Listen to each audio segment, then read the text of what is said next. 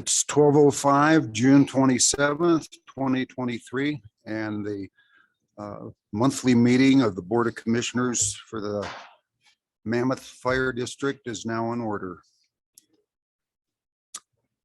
Caroline, you're going to call the roll? Yes, I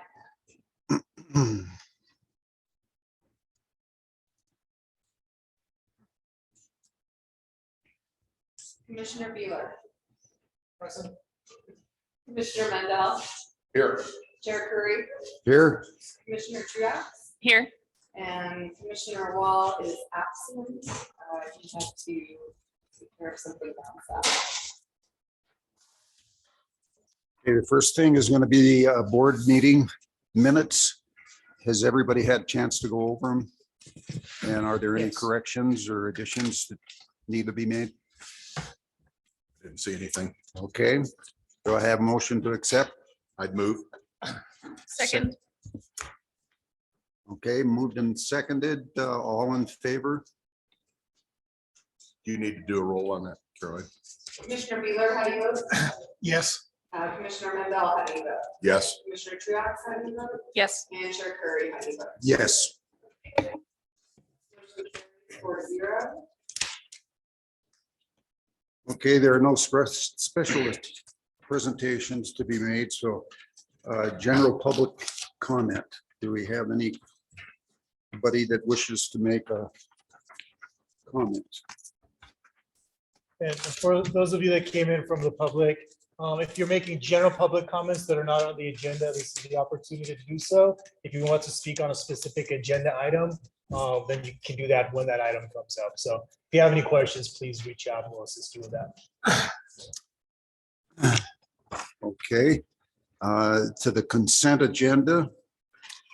There's no consent items on there. Correct. All right, the budget, if you would. Chief. Yep. So if you turn to pages 8, 9, and 10, that is our budget year to date. We can go through it fairly quickly, not a significant number of changes within the last month, other than we did have a larger payroll because we did a couple of classes recently. We did a driver operator 1A and 1B that we had 10 individuals in. We also did engine boss and crew boss as we build up our wildland program that I believe ended up having 15 people in it. So that added a little bit to our payroll costs there. This does not show our second apportionment yet, which came in at about 1.4 million. So if you take a look through the end of the budget here, it's showing a negative net income of 900,000. That'll get balanced out as we close out the year. So it'll come out significantly better. That obviously was that second apportionment comes in. One other thing to note, this doesn't have our Mono County admin charge or replacement fund transfer in it yet, which are going to be significant items that are going to get added, and it will come out relatively close between revenues and expenses. Do you want to take time to go through any of these budget items today, or are you comfortable moving forward? I'm good. I'm fine with it. I'm comfortable. Yeah. Okay.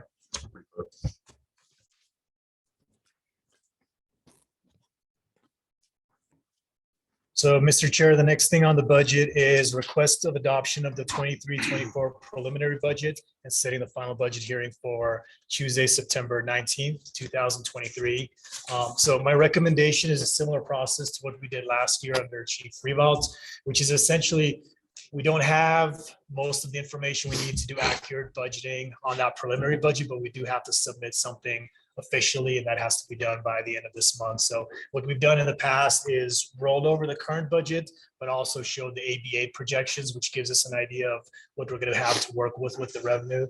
My intent is that we spend August working out a fairly longer time period on the budget and taking a look through things like recommendations I'm going to make on what we do with grants and breaking out our capital expenditures slightly better. And that will give the board an opportunity to have any kind of direction for staff at that August meeting, with September being the actual approval of our next year's budget. So what you have before you today is the preliminary budget. Again, this won't be the final budget for the district. It's the adopted budget of 21-22, with the only difference being if you look at the property tax ED8 projections. Those are going up about $300,000. So we have to figure out where we want to appropriate that. A large portion of that's going to be dealing with inflation, but that's going to be a chunk of next year's budget. That's going to be the main difference on the revenue side, and we'll work through the expense side in August. Any questions on that? Chief? Yep. The last meeting or the meeting before, we had a discussion about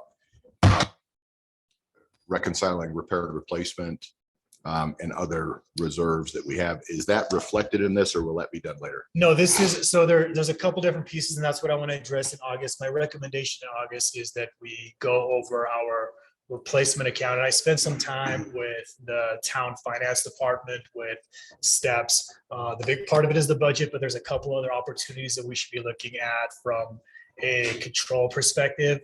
Because we are moving over to US Bank, it's an opportunity to clean up some of our accounts there. We also want to clean up our credit cards. So we're going to look at some basic policies that we should have for the financial side, as has been recommended by the audits. The other piece is the audit got a little delayed, so we're still waiting on that. So by pushing this back to August, it'll give us more information so that we can work through and get a better budget. But the intent is that we're going to have essentially, like the town has a general fund, which also has a fund balance. We'll have a capital reserve account, which is just deal with capital expenditures. We'll have that stability fund that we had set up, that we had recommended 72,000 going in the past. We have also in this process, we'll be able to make some adjustments from the previous budgets. That money had been unaccounted or it had not been deliberately put into any account. So I think, based off that 72,000 you wanted to move over and what we see coming back from the audit, my recommendation is that we set up a fund balance in that account as well. And then we also look at housing. Obviously, housing is a major issue. When Chief Revault retired and moved away, that refilled that account to $50,000. We just want that reflected as a fund. So Right. It'll give us a little bit of a better picture of kind of where all of our finances are placed. Okay, thank you. Just a quick question, since I'm new to the district's budgeting process. So we have the actuals from, our current fiscal year, but then we go back and compare those to the 21-22 budget and not the 22-23 budget. And I'm sorry, that's typo. That's the 22-23 budget. Okay, got it. So apologize for that. Thank you. So yeah, this will be the preliminary 23-24. Right. Any other questions?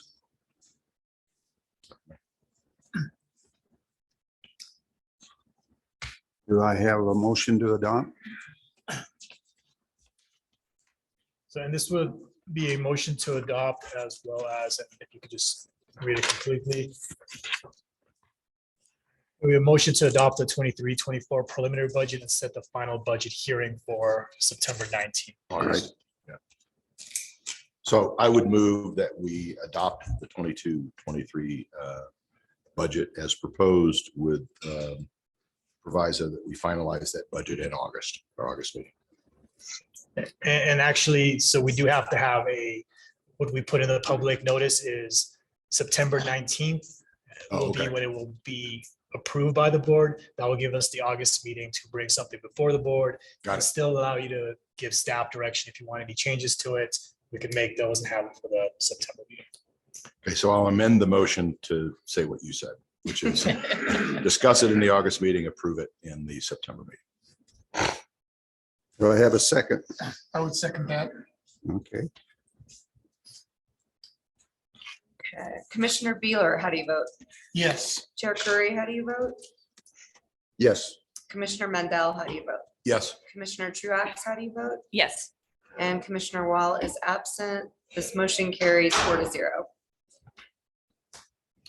okay, we'll move on to old business. Proposal from Props and Measures. Did you take that? Yeah, absolutely. So as the board and staff is aware, the district has tried twice now to move forward with a property tax. And the last one actually came down to 23 votes. There's still a belief by the board as well as staff that we just don't have the capacity to provide services as necessary for the community, especially what we're seeing this year. We are at double the call volume that we've seen on an average year. And this is a combination of both the federal disaster that we were dealing with, as well as just an increase in call volume due to kind of the success we've had as a community in bringing tourists in. Unfortunately, the town does receive TOT, but the fire district does not, because we are a separate fire district. So after attempting 2 ballot measures, there was a recognition that the district, if it wanted to attempt this again, it would require some assistance in this. I've reached out to Props and Measures, who have significant experience in this. I'll let them speak on that, but they have a proposal for the district to look at. The intent of this meeting is just to provide staff direction. So they will give the proposal to staff, we can discuss it. The board can then, if you're interested, then I would work on crafting an agreement with them that would have available the next board meeting. And November 2024 seems like it's a little ways away, but it's going to come up on us really quickly. So while we do have some time, it is important that if we do want to move for the November 24 election, that we make that a deliberate decision sooner. So one comment, whatever we do, I think we need to make sure that we loop in Mayor Wentworth and Bubser, Councilmember Bubser as well. They were very interested in the success of that, given what they know the challenges are for the fire district, as well as compounded by the feedback from Cal OES on how woefully understaffed and under-resourced the district is, based on what we have here.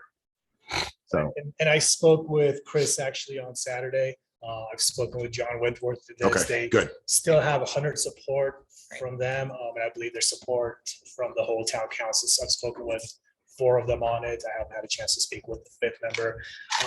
There are, things we want to do different so that we have a different result this time. So I believe their presentation says 3rd time's the charm, but there are clearly things that we have done in the past that if we can tweak one of those, we got very close on the last measure. Right. It'll help us get over that hurdle. So good. Again, one of those is bring this team in to help us with that decision making and working through that process. So at this point, if we could hand it over to, and I'm not sure who's going to be speaking on their part, if it's going to be Erica or, yeah, it's like Erica.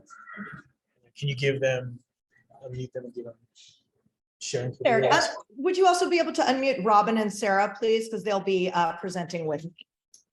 Yep, give us a minute, and then you should have sharing capabilities. I think your presentation is in the packet, but we'll try to put it up on the screen as well. Cool. Do you prefer to share it, or you prefer for us to do that? We could go either way. If it's easy for one of you to do it, that'd be great. If not, we can do it as well, probably. Robin, can you handle that? I can, if you give me sharing capabilities, you bet.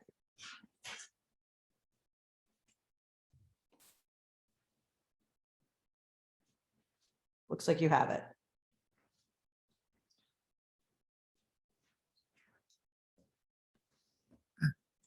Okay.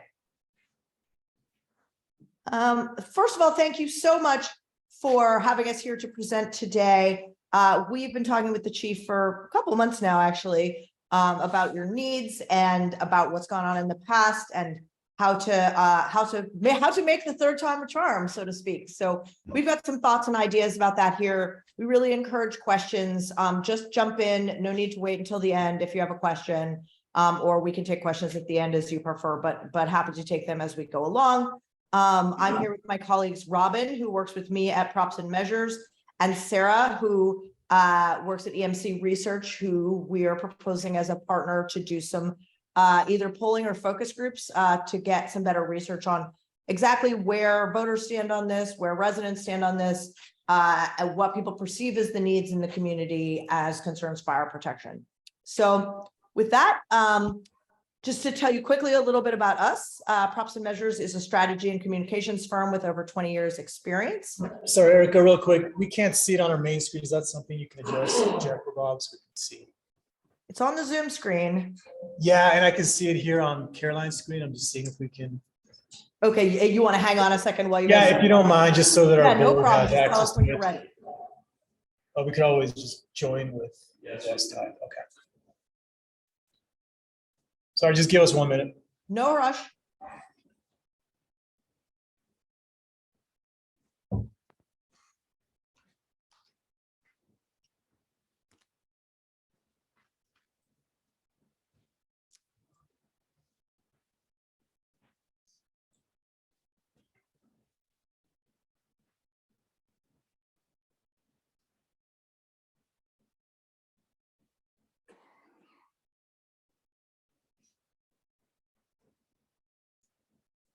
See if you can remember, just a bunch of.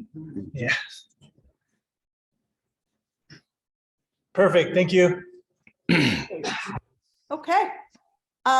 We are Props and Measures. We're a strategy and communications firm. We're based in San Francisco, but we work all over the state, Northern California, Southern California, rural, urban, every place.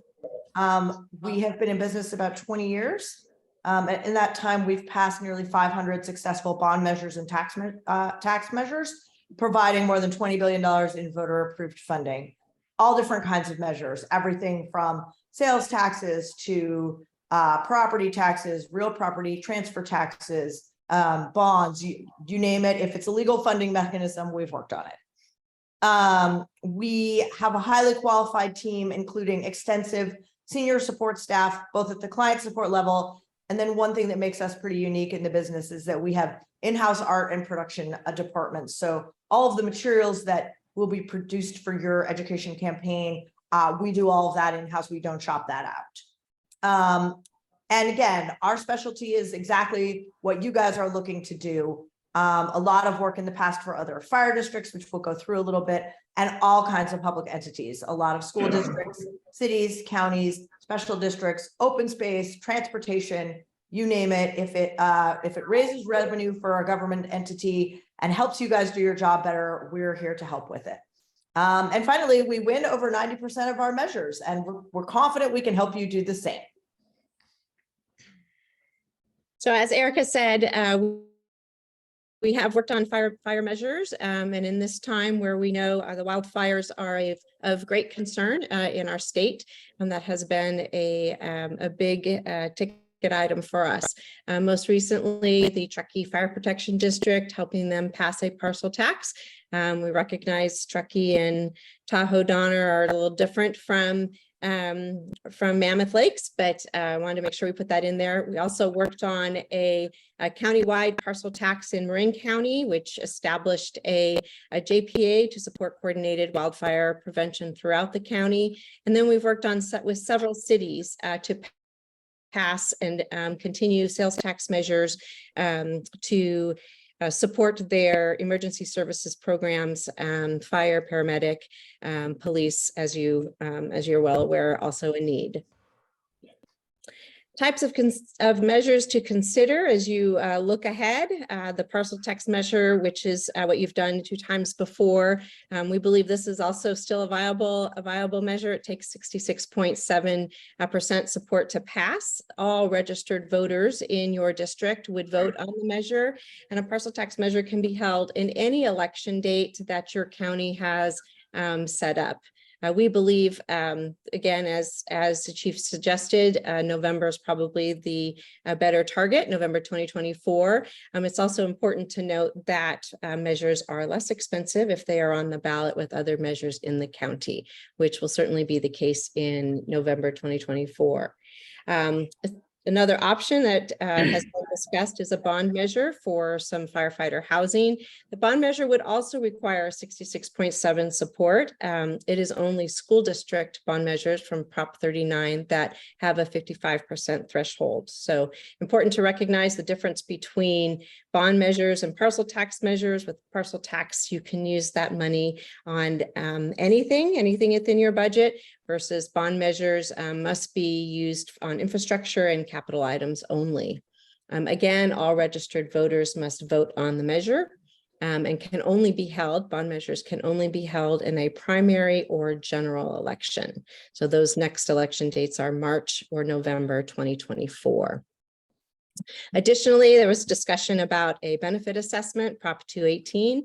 Benefit assessment requires a 50+1 support, and only property owners vote on that assessment. Votes are weighted based on types of property. It is not tied to an election date. We can set that timing. Important to note, though, that there are multiple steps to lead up to a benefit assessment, which I'm sure you're all aware. And an assessment engineer's report would be, an updated engineer's report would be required before moving forward. For any type of measure, it's important that we understand and that you understand that we recommend conducting research with potential voters to understand the measure's feasibility and to understand the impact of additional information towards that measure.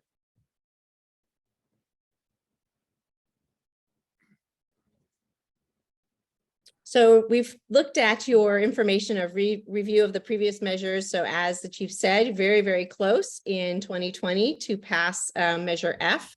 This is just a review of what was put before the voters. Again, that third time's a charm would mean we want to evaluate this as we look forward and reach out to likely voters through focus groups or polling and see what is most important to voters as we move forward.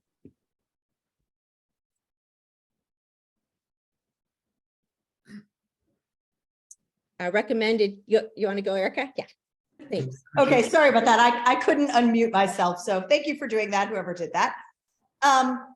So obviously you guys already made reference to this in your introduction. The good news is our feeling is since you came so close in the past, if you make just a couple of changes this time, your chances of passing a measure like this are very good. And if you make all of our recommended changes, obviously we can never guarantee anything. But I really think it presents a great chance to you to pass this measure in 2024. The first thing is research. There wasn't really research done the last time. We're not in a kind of a methodologically sound way for the universe that was able to vote. We're going to let Sarah talk more about this because it is her specialty. But to conduct either a poll or focus groups that include the exact 75-word ballot question, including the cost of the measure and the length of time that the tax will be in place, that those two elements are required by law.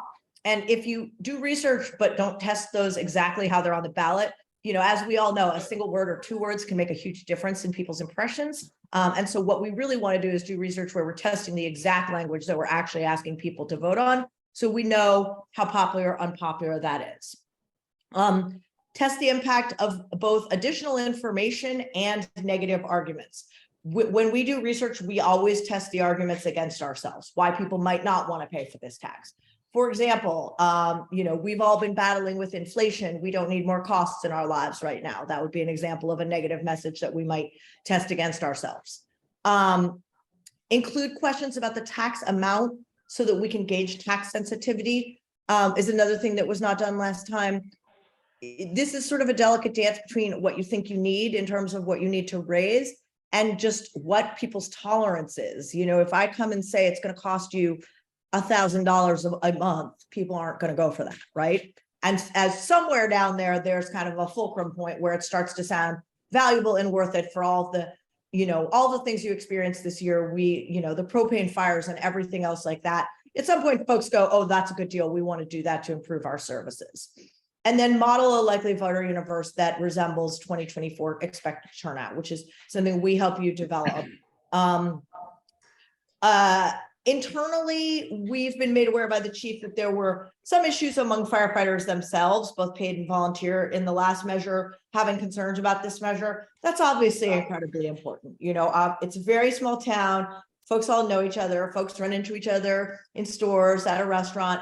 If I'm talking to a firefighter friend of mine and they say, well, I'm not for it, there's no way I'll vote for that, right? So having firefighters really on board, not just on board, but being ambassadors and advocates, you know, in obviously a legal way in their off time, not in their official role, but being excited about this measure and helping tell their friends and family that it's an important measure for the community is really, really important. And that's all can be done with pre-work that starting ahead of time like this, we can help you guys organize. And then finally, a much more intensive communication effort to educate the public. on the part of the district.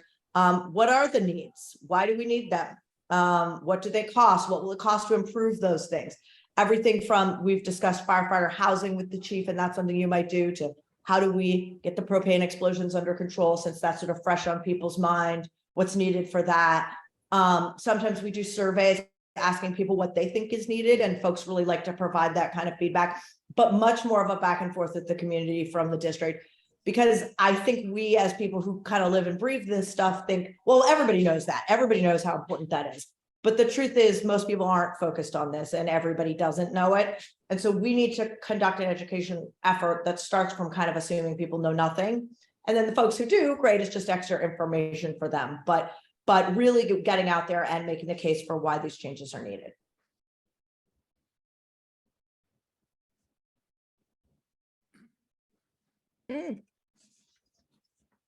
Okay, so third time's a charm.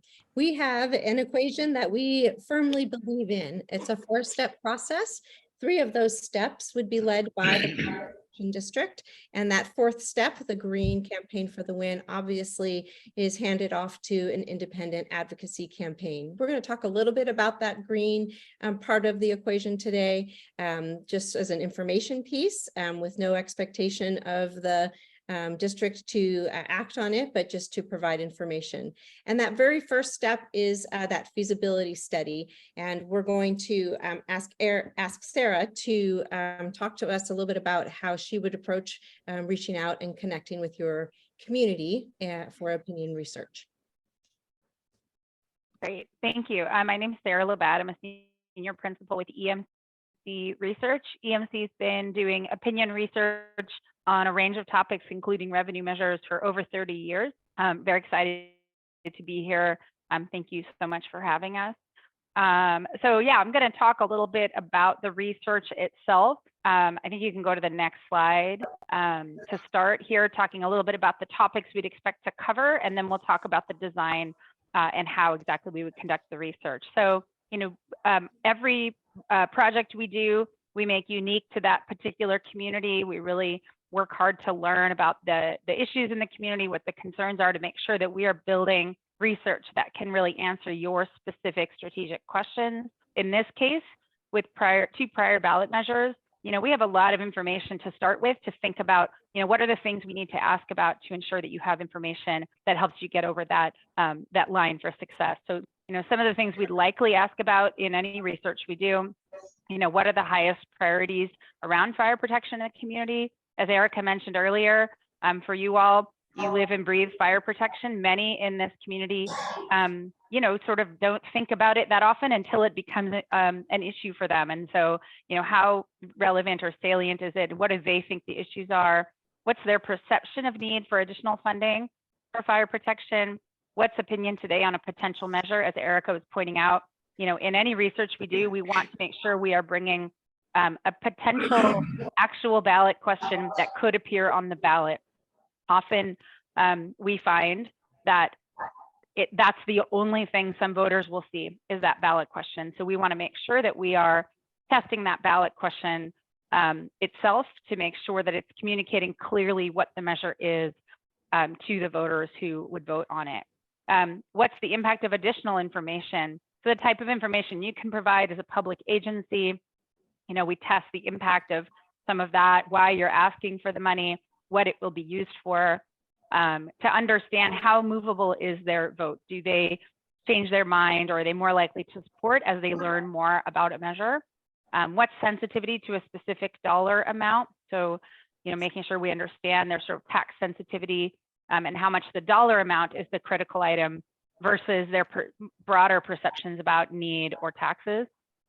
Vulnerability to opposition messaging, as Erica mentioned, really important to help you also understand your potential vulnerabilities, to give you a full picture of feasibility, and also how engaged is the community in this topic. You know, are there other topics that might be more top of mind, that might be competing for the attention of the community?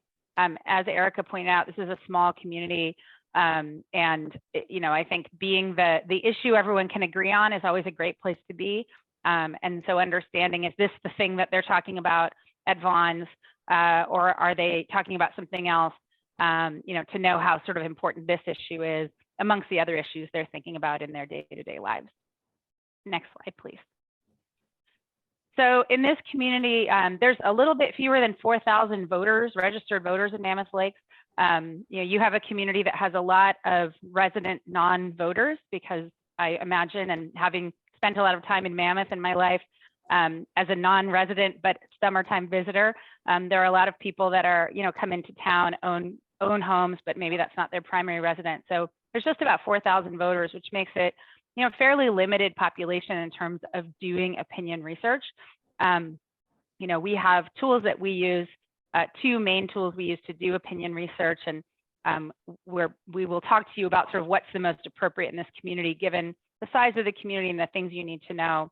But quantitative research is one of our big tools. That's a random sample survey, where we do a random draw of likely voters in the election based on their prior voter behavior. So have they voted or not? Do we think they're likely to vote in November? We administer the survey to a random sample of voters. That's an important distinction, that we're controlling the sample and ensuring that the sample we're getting is representative of the voters. It's not the kind of survey where we put it out and it gets spread around through social media or other means. Rather, we control access through the voter registration information, phone numbers, emails that are available through voter registration. So a survey, that really allows us to quantify support for the measure, priorities of the community, impact of information, level of tax sensitivity, right? That allows us to quantify that information at a known margin of error. So we can really tell you, from a survey, with this response, this is the margin of error, and that helps you understand, how close are you, or where do you fall in sort of your that path to 2/3. I think one thing to remind us in quantitative research, given the size of the community, we can't do as many as we would like here.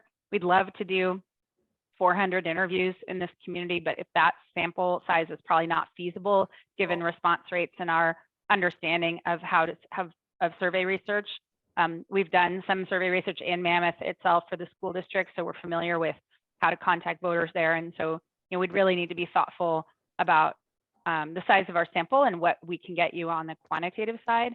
Another option, and this can be separate or used in combination, is qualitative research.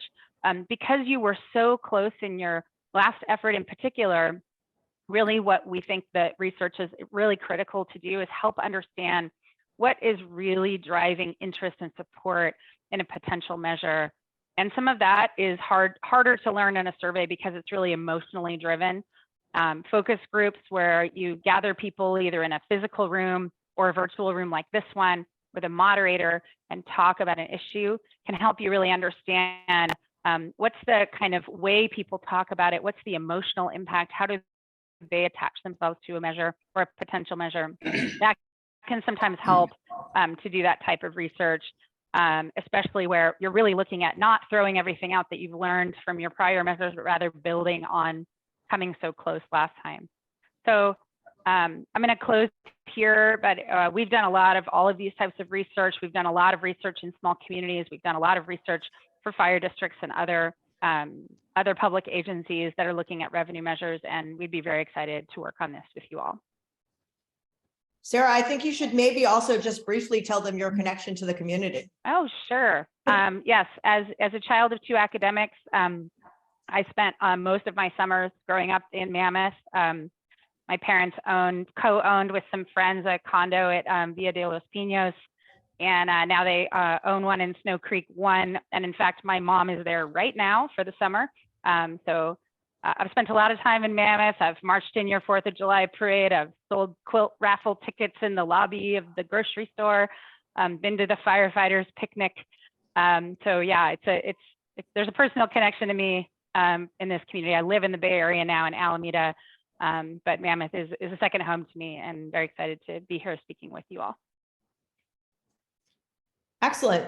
So back to our little timeline graphic here. The second step in our process is to build consensus. As we talked about, we think that starts with informing and engaging your own internal community of firefighters and everybody who's associated with the district, just making sure that everybody internally is not just on board, but enthusiastic, addressing any concerns that might be there. Because there may be some remaining concerns, making sure people have a chance to kind of say their piece, to voice those concerns, to have those concerns addressed as best they can be, so that everybody's kind of all rowing in the same direction as the boat moves forward. And then I heard somebody mention this just before we started our presentation. The next step is what I guess I would call kind of other insiders, which definitely starts with elected officials, as you mentioned, the mayor, council, other folks who are kind of high level folks who want to make sure that they're briefed on the front end about what you're doing, so that they too can be on board. And then reaching out to the broader community, including business leaders, city and neighborhood leaders, and the community at large. And that includes everybody, church groups. If you have other kind of interest groups in town, maybe the PTA, really creating a program to, if there's a Kiwanis in town that has speakers, anything like that, where you might have the opportunity to go speak at an organized event, or even just, talk to people casually at the grocery store, or at a PTA meeting, or anything like that, really starting to create community buzz, and again, extending your education effort that'll be mirrored in the mail and with digital ads, but doing it in a one-to-one way, which is of course more powerful, especially in a small town where folks do know each other and trust each other.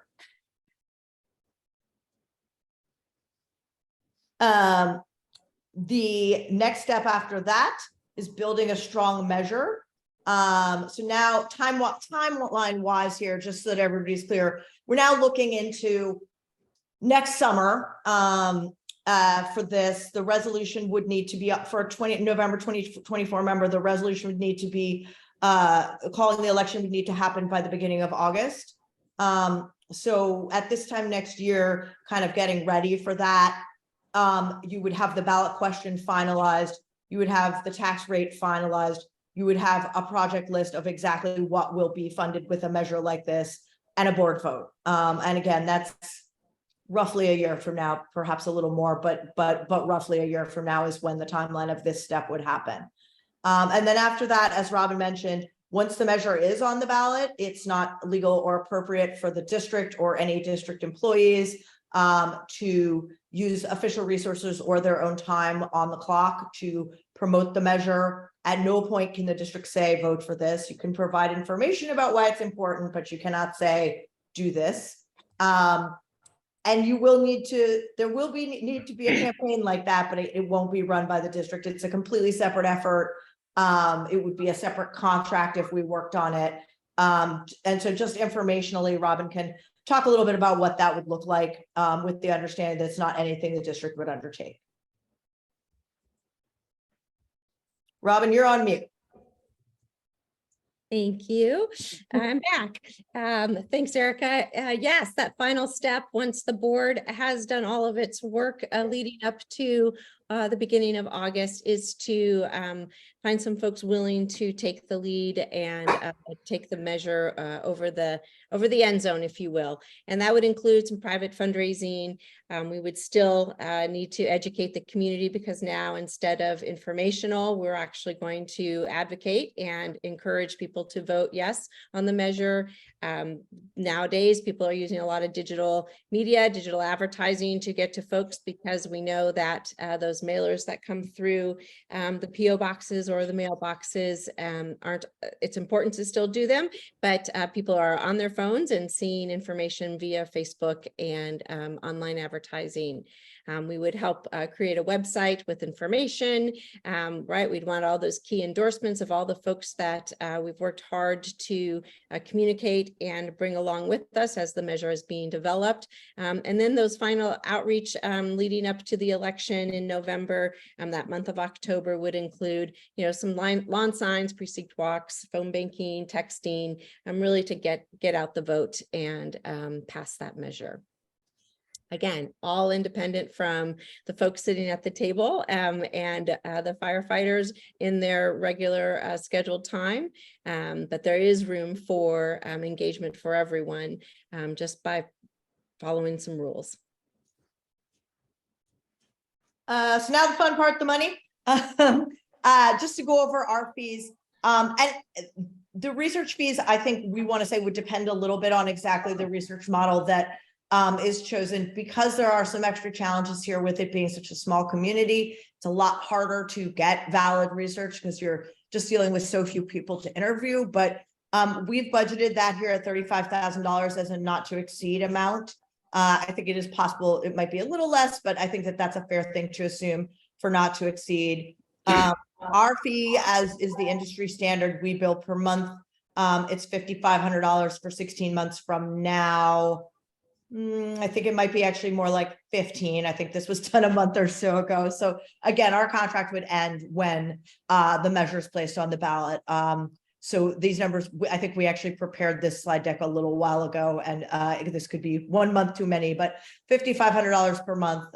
If it is 16 months, that would be $88,000. And then we strongly recommend outreach to the community. So 3 mailers at $68.50 a piece would be $20,550. And then a digital advertising campaign to coordinate with that. Same messaging, just a different route. As folks probably know, mail is an incredibly effective medium for communicating with older folks, a little less so younger folks. And in large part, the reverse is true of digital. Digital is obviously a little bit younger medium, though older folks increasingly are engaging with digital and on Facebook, but wanting to make sure to cover both bases. And then, frankly, most people at this point are looking at both. And that's a good thing. Want to be reinforcing our messages in every channel we can. So the grand total there for the entire project, based on these numbers, we're looking at $151,050. And I think this is just a recap of what each slide includes. Robin, do you want to talk about this a little bit? Or yeah, actually more just a timeline. Sorry, that was supposed to be me. So same thing. This is just sort of showing all the slides together and what's included in each time. Feasibility study in terms of timing. We'd want to get going as soon as you were able to. Obviously, your board would need to approve it first, but we don't see a reason to wait. The one thing we have discussed with the chief that is, I think, important here is that, fire is definitely something that's seasonal in a certain way. Obviously, there are more fires in the summer and especially the late summer when things are dry. On the other hand, the kind of threats that you face this winter related to the snowpack and the propane, those are very seasonal as well for winter. So we want to be thoughtful about when we do our research and what the kind of communications are that we're doing at each part of the fire season, if you will. Different services needed from fire protection at different times of year. But getting started on one now, I think, or as soon as possible, absolutely makes sense. There is no reason to wait. And I think that's one of the things that can be done differently from in the previous measures, is just get a really early start to make sure you're doing all of that community work to get the firefighters, other public officials, everybody in the community on board. And then, as discussed, kind of the official stuff, if you will, the resolution and locking that in, the board vote, those all happen next summer. But having a year between now and then to kind of do steps 1 and 2 is really a key to victory. And then the advocacy campaign would take place after that, after the measure is officially placed on the ballot.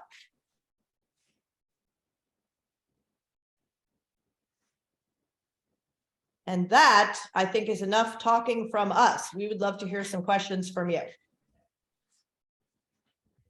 So if I could just make a comment, and kind of the way that I see this process working out is, again, we've alluded to the fact that there have been several things that if we tweaked, we probably could have gotten over that 66%. That being said, I don't want to get to 66%. I want to get us to 75. We also had COVID occur last time, right? It was, our timing. So there are things that are within our control that we can impact. There are some things when we put this out for a ballot measure, there will still be a period of 3 months where macroeconomics should just not be in our favor. So we need to make sure that we give ourselves, enough of a cushion there. In my opinion, one of the things that we didn't have that's very important is just that complete support of the firefighters. I can't go and twist Tyson's arm, mostly because he's bigger than me and it wouldn't work out. So what I see in the fire service, we talk about trigger points to where we make these things non-emotional, and we get out there and we have a goal of, we have to do this in order to take the next step. Fire that might be, once you get this many spot fires, you're going to change your tactics or something. In my opinion, moving forward, this is kind of that larger package, but we would have several trigger points that are part of that feasibility. The first one would honestly be sitting down with the Firefighters Association, with a little bit of help from some consulting work, and making sure that, ultimately the intent of this should be fairly well aligned with our firefighters. I mean, that is the goal, is to take care of the community, but the firefighters are the people that are out doing that work. So there would be a couple of these steps that would have to occur in order for this to move forward. Otherwise, I wouldn't recommend that we move forward. I wouldn't have had this group speak if I didn't think that those are not obstacles that we can overcome. The reality is, I think this last year has certainly shown, having some outside experts like Cal OES come in here and just, really point out what's obvious to us is how difficult it is to provide fire service as a small district with 4 square miles that are this incredibly complicated with little mutual aid. But sometimes we don't tell that story very well. So, we do need the next 16 months to make sure that we tell what our story is. We have all of our constituents, understanding what it is we're bringing to them. And having the support would help us get over that line, but not just at 66%, but getting us full community support. So thank you. So what you're asking from us is approval to go forward with the feasibility study? Yeah, so what I would ask for is approval to prepare an agreement. I would have that agreement for you for the next board meeting. And at that point, we would move forward. I don't know if it got mentioned in this meeting, but one of the things is props and measures. They have a 90% plus success rate. So, they do that by taking honest assessments and moving forward. If we're moving forward for 3 months and we decide that, we're not going to put any effort into it, they don't want to drop their name either and bring their rates down. So if my understanding, and Erica, please correct me, is that the intent is this is essentially a month-to-month contract, other than obviously, things like the research poll have to get, you do that or you don't, with the intent that we really do an analysis and kind of assessment of, is this something the district wants to move forward? I personally don't think that the sticking factor in this last one was the price, honestly, but that's something that gets looked at. Let's say they came back to us and said, this will absolutely pass at 54 and it won't pass at 74. If the district is firm that we're going to go 74, they may recommend that we don't move forward on measure, at which case, we would not keep working with their consulting fees. But Erica, can you add a little bit to that, please? Yeah, the way we usually structure it is in it's sort of two chunks of a contract, if you will. As you just mentioned, feasibility is one, because that really is literally to find out whether this is feasible, right? If we do this research and we find out this isn't going to fly, it's not good for you to go forward with it. You don't want, frankly, a third strike. And as you also point out, it's not good for us to go forward with it. We like to win, and we like to keep winning for folks. And so if it's something where we look at it and it's just not the right time, folks are too inflation sensitive or whatever the case may be, then you don't go forward. You make the decision not to go forward. And beyond that feasibility contract, it's not a month to month, but it ends at the end of the feasibility phase. You don't have any obligation to us if we just say, hopefully get to try it again another time. I will say, I don't expect that to happen here. I think how close you came the last 2 times, and especially the one time, and combined with everything that happened this winter, and combined with just the increasing awareness, everywhere in the state of fire risk in particular, it would surprise me if you guys aren't within range of winning. So, but if for whatever reason you aren't, your obligation to us is done.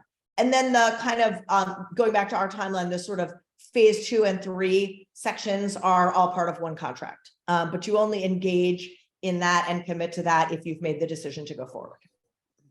Good afternoon. This is Yesenia Carrillo, attorney with Liebert Cassidy Whitmore, and I serve as general counsel for the Mammoth Lakes Fire Protection District. I would just want to interject. There was a question as to what the next steps would be here. This item is for information. And so after discussion by the board and any public comment, the board would be providing direction to the fire chief and administration to then bring back an item for action. So there wouldn't be an actual vote today. It's just for discussion and further direction to perhaps bring back a contract for the board to consider and move upon. Thank you. Appreciate that. And just so everyone's aware, Brent had a deposition today, so he could not make it. So we had another attorney from LCW speaking in. But that is correct. Essentially, this is providing staff direction. And if you want to move forward with this, because again, it is that in some ways, this is just a contract with props and measures, but it's ultimately the decision that do we feel like this is something as a district we want to be moving forward. So it's that direction to the staff that's a little larger than this, and with the intent that at the next board meeting, there would be an agreement with props and measures for consideration for the board. What would be the cost of the feasibility study? Erica, can you break that down into kind of the two phases if we did that? Yeah, I want to go back and take another look at this because we didn't actually break it out this way, but it would be the research cost plus. And how long you put kind of in the feasibility? I mean, Sarah, maybe you want to help me here. I mean, I'd like to see probably 3 months or so in the feasibility phase for our services.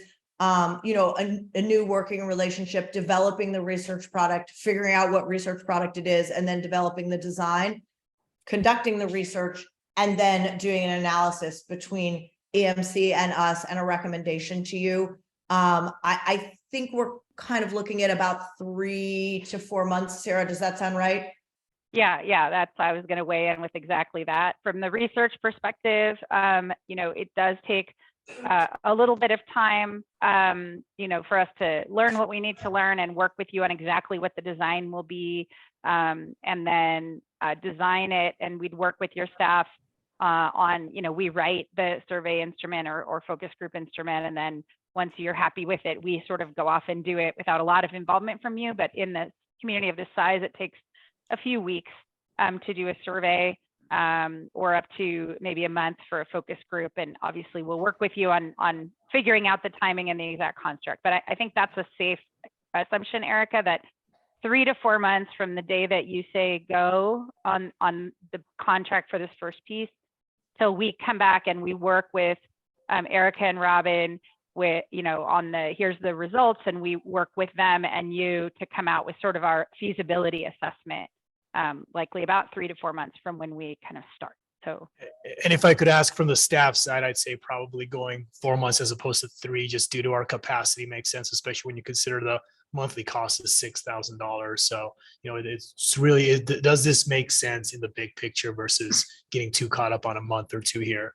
So just to give a rough number, we could say, oh, I'm sorry. yeah, so it would probably be under $60,000 for that first phase. Right. Appropriate. Yeah.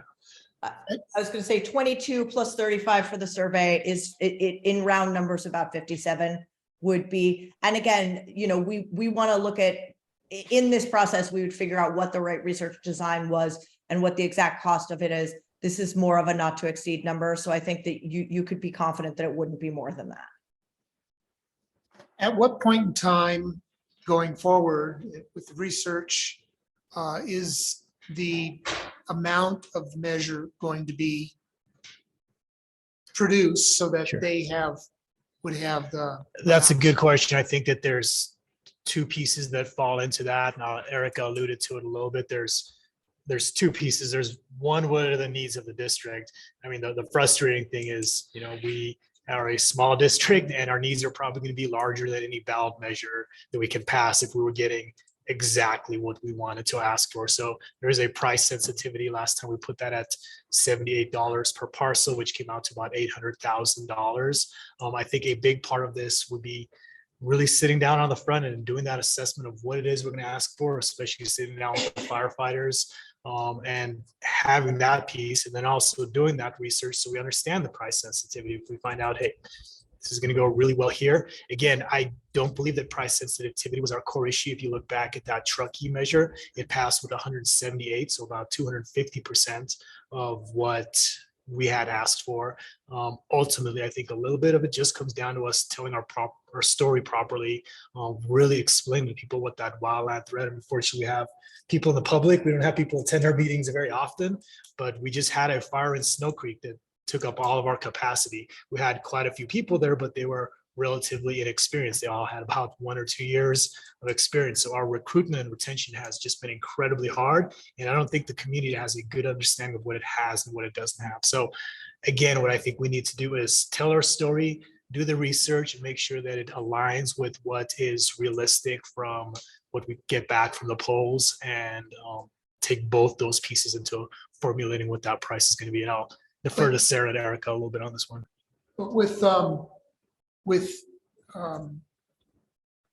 Props and measures. yeah, with props and measures being able to move forward, they would need a number from the district to plug into their calculations as far as approaching people and doing their surveys and doing their research. They need a number that Correct. makes sense to people, Yes. don't So- they? Yeah, absolutely. Well, So Let me jump in here. We usually test a few.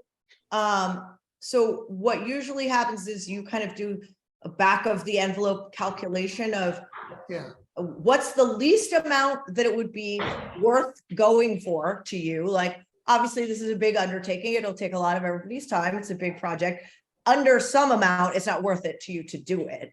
I guess I kind of think of it as the Walmart, the Nordstroms, the Saks budget, if you will. Maybe you create kind of what's the least amount we could conceive of going for. What's an amount that would be good and that would fund the majority of our needs, and what's kind of a Cadillac amount that would really put us in an amazing position going forward. And then we would test those 3 amounts. Does that sound about right, Sarah?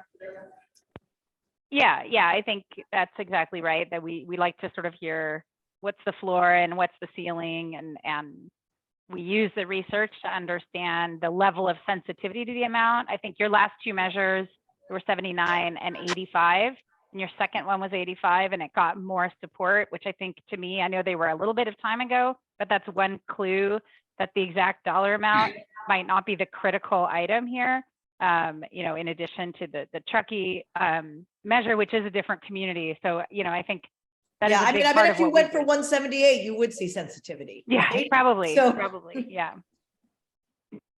And I'd say further, Brett, again, part of telling our story is, for example, we've started a wildland program this year. The only reason we can do that is because of the grant funding that was secured by our staff for 3 years. That's ultimately going to have to go away in this capacity. So taking some of those pieces and drawing them up and saying, this is the cost for the wildland program. I've been working with Chief Walker on really having a good idea of what it costs on the Joaquin side if we wanted to move forward, would look like. Putting all those pieces together so that we have an idea both from the cost perspective as well as kind of the voters' willingness to move forward on these issues. And then taking both those pieces to put that number together. So I have a slightly different question. I really appreciate the presentation, and I like that Props and Measures has worked in our community before on school parcel tax measures. So I understand the process, how it works. I know you have some understanding of our community. One question that I have is kind of going through this process and then getting to that 4th step, which is the advocacy campaign for the win. And I understand the bifurcation of, we obviously can't have the district going out and campaigning for their own measure, but there's a reference to private fundraising. And I'm just curious about how much, private fundraising you would anticipate us requiring to pay for things like lawn signs, advertising, those types of pieces, because that would obviously be an additional cost beyond our contract with you. It is. Unfortunately, it's very hard to answer that question without knowing where you start, which is also something we'll determine from the research, right? If you start at 80%, which I don't think is inconceivable here, it would be a very positive outcome, but I don't think it's crazy that you could start at 80% with everything that has gone on, then the kind of advocacy campaign you have to run is a little less. if you're starting at, 68 or what, it all depends on kind of how much leeway you have, right? If this is incredibly popular and you do a great job on the district side, educating people on it, that kind of takes some pressure off of the campaign side. Whereas if you start with not as much to lose and, I hopefully the education effort will be there either way. It's more important that you raise money for a private effort. So it's hard to provide a dollar amount for that now. On the plus side, it's a small community, which means the communications you're doing, which most of which are kind of, so for example, mail or digital are sort of priced per piece, meaning if you have to convince all the voters in Alameda County of something, you obviously have to speak to a whole lot more people than you do in Mammoth Lakes. So if you look at the end of the slide that has the costs, the costs for campaign materials are roughly the same. I mean, you do the targeting a little bit differently, but for 3 pieces of mail, looking at about $20,000, $21,000, I would probably want a little bit more for digital. I mean,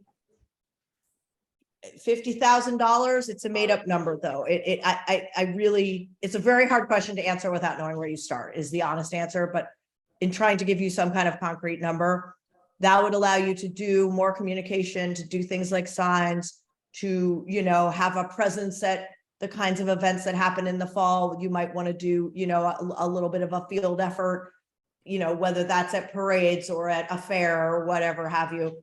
There's some little costs like that. And then there's a few other little costs that are just sort of part of the process. There's a filing fee to put the measure on the ballot. There's ballot statement fees. Those each, add up to be a couple $1,000s. So again, it's a very ballpark number. And if I could add to that comment, my opinion is that that's always going to be a weakness of the district. We just don't have those financial support mechanisms in place. So again, this is an area that I'm looking for incremental growth. And there's actually a couple of factors that we discussed with profit measures. One is the fact that because we are such a small community, some of this isn't just the digital, but it's also that staff capacity, and not our staff, but that group going out and having those discussions across the community. As you're aware, this is an incredibly small community. And if every one of a group of 50 people has 10 conversations, we'll be sitting at 80%. And the whole point of that is, in my opinion, that falls under that feasibility. Again, it's another one of those trigger points, would be that part of having a true alignment with the firefighters is looking to the association, the foundation, to help support that. I know last time that burden was carried essentially purely by the board, and it was just frankly too much weight. So having the association, the foundation support that effort would be significant. That being said, what that means is that this measure has to work for them. This has to be something that we are aligned with them in the sense that, they truly believe in it and they're willing to put that door-to-door time and all that to make this move forward. So absolutely. And money and effort kind of go sort of in opposition with each other. If people are willing to do a bunch of things like was just mentioned, door to door, I wouldn't call it free because there are a few costs, but it's essentially, that's a volunteer activity that can be organized very cheaply. If you don't have folks willing to do that, then you kind of fall back on paid communications more. So everything kind of varies inversely with everything else. But I think the bottom line is, if you start in a good position and you do a really strong public education effort, that takes a lot of pressure off of the campaign. I just want to say that I'm not inclined to approve going through this feasibility survey. I don't think our budget is such that we can afford to do that. And I don't think that anybody knows our department, our town, what our needs are better than we do. And that we can make a strong argument for what our needs are. And having gone through the prior two ballot measures, I just think we're better off on our own. I don't think that we need a PR company to go in and tell our story. We did that twice and it didn't work. And I don't think that we've got anything to lose by doing it ourselves.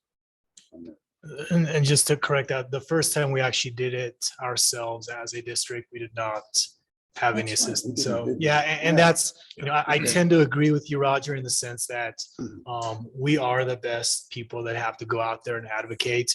But I am a fire chief who also does the budget, who is also a hazmat expert, who also has to understand the Brown Act. And the reality is our staff is just stretched so thin that I have a pretty good understanding on polls. I had some discussions with them, but I guarantee I'm not at the level that Sarah is at. And there is a cost associated with it, but there's a larger cost associated if we don't pass this. So for me, this is something that's important enough that I want to make sure we do, we don't miss the little things. For example, if we had talked to them, they may have recommended that instead of March, we go with November, and that might have been all it had taken to get those 23 votes.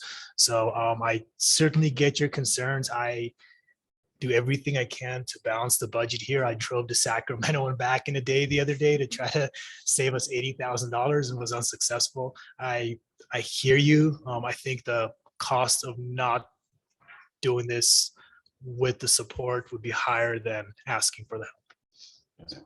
And I don't mean to Yeah. even suggest that you're not competent in what you do and appreciate all that you do. I just personally am not in favor of doing this. It's $60,000 that I don't think we can afford to lay out for it. If I'm not mistaken, I believe that I understood that it would basically almost be on a month-to-month basis of expenses. Essentially, but there is so it could almost be in two phases. There's the first piece, and then there would be deciding to move forward. So when you look at it, they would probably pull the cost back up, but it was about $35,000 to go through and do the research, figure out the right question for the ballot measure. So we could chop this in half, but and then at some point, if we wanted to, we could probably even sign an agreement with them if we felt that we want to get out at a certain month. Ultimately, and I think it is very important to understand, does the board want to move forward with this? This is something that I certainly understand. Being gun shy, we have not passed twice. And if we decide to move forward, it has to be, a 100% effort, because ultimately, you don't get a fourth strike at this. This is something that, this has to be our full attempt. And so yes, I would say that we could probably work something out, but ultimately, now we're talking about $6,000 here, $6,000 there, not even considering the fact that if we move forward on this, this will be my biggest strategic priority for the next year and a half, which is a larger cost than all of that combined. So ultimately, I would move with kind of the recommendation that Props and Measures had, essentially, write up an agreement for the next 4 months, make a call from there if we decide to move forward ultimately or not. But it is, there are trigger points that you essentially have to follow. Yeah. I see the progression of Mammoth is always moving forward. The mountain's doing this, the town wants to do that, so forth. All the different groups want to do such and such. And it costs money to move forward. And I think that it's in our best interest, the district's best interest, which means it's the community of Mammoth Lakes, all the property and the property owners and all the businesses, et cetera. It's in their best interest to try to be able to fund the work that this department does. And to go about it one more time and not succeed, I think I feel would be a big negative stab for this district. For those reasons, I think that, and I feel very strongly that I personally don't have the time to put into trying to do all this stuff. But I would like to see us try to be able to get a measure passed that would mean we can keep moving forward with the community. Because the community is going to move forward whether there's a tax incentive or a tax proposal or not. So down the road, 5 or 10 or 8 years, we're going to be way lagging behind trying to provide services for the community. that the community demands. Not only the community, but all the visitors to the community. That is always going to be increasing. The visitors are coming, people are moving here, more people are living here now and working at home, et cetera, et cetera. So I just think that it's very important, and this is a key time for this district to make another stab at it, and do it right, and do it with professional help.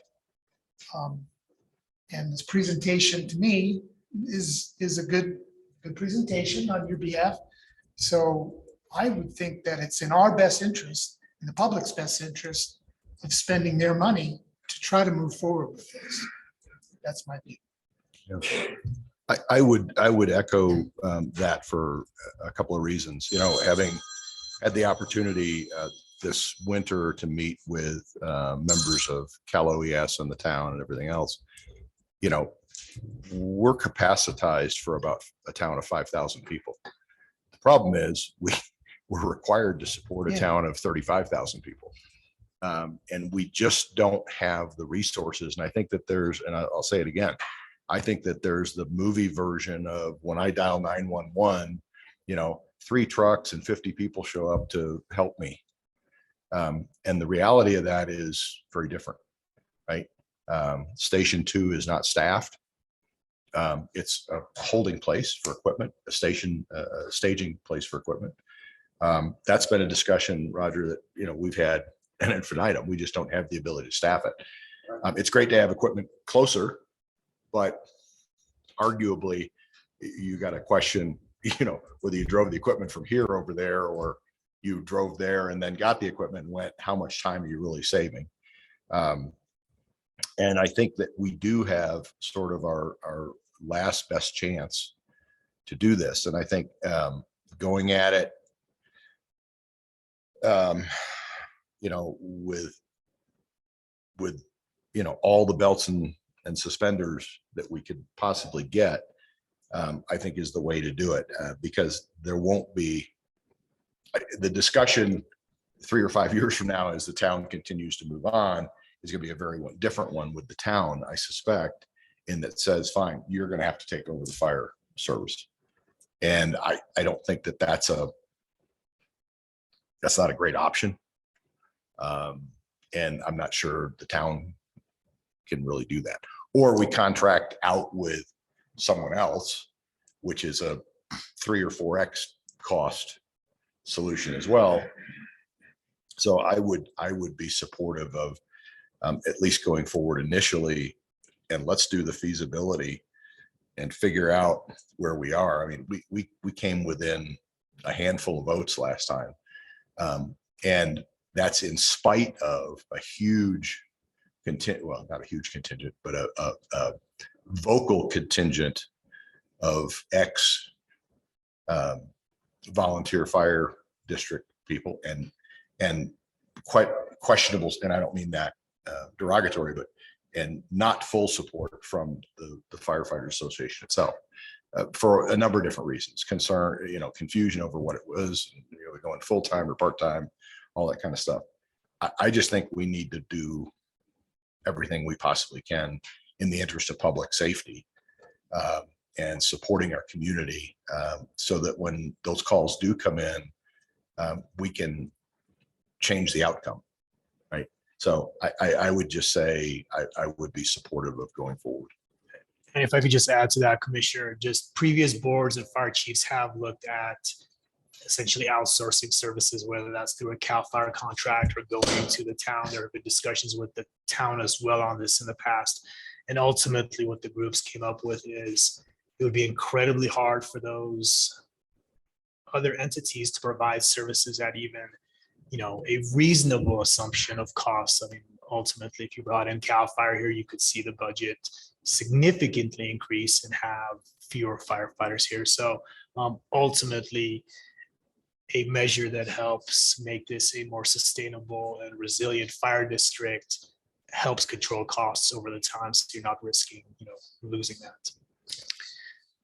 So I believe we have consensus on going out for the measure. I don't think there's any real question about that from the board. I think we all understand what our needs are, our needs as a community and in the years to come and our current needs. I think the real question is, it's always, of course, hard to swallow, a large consultant fee. 6 figures for the full thing that's a lot of money for our district. That being said, I have some experience with campaigns. They're a lot of work. It's a lot of work to lay the groundwork with feasibility. It's a lot of ground, and then it's a lot of boots on the ground work. First in the education side, and then just actually getting people to go out and vote in favor.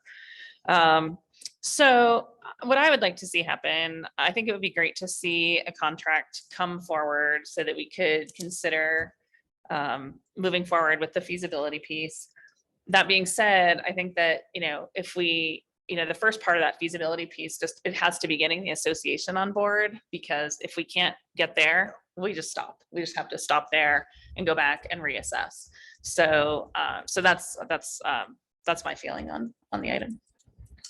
We don't need to spend $60,000 to find out whether or not our firefighters on board. Maybe But we should table this until we discuss this a little bit more, and then we get a decision as to whether we go with the feasibility study and see what we have as far as commitment. I know you'd be very committed to it, Betsy, so would I. And,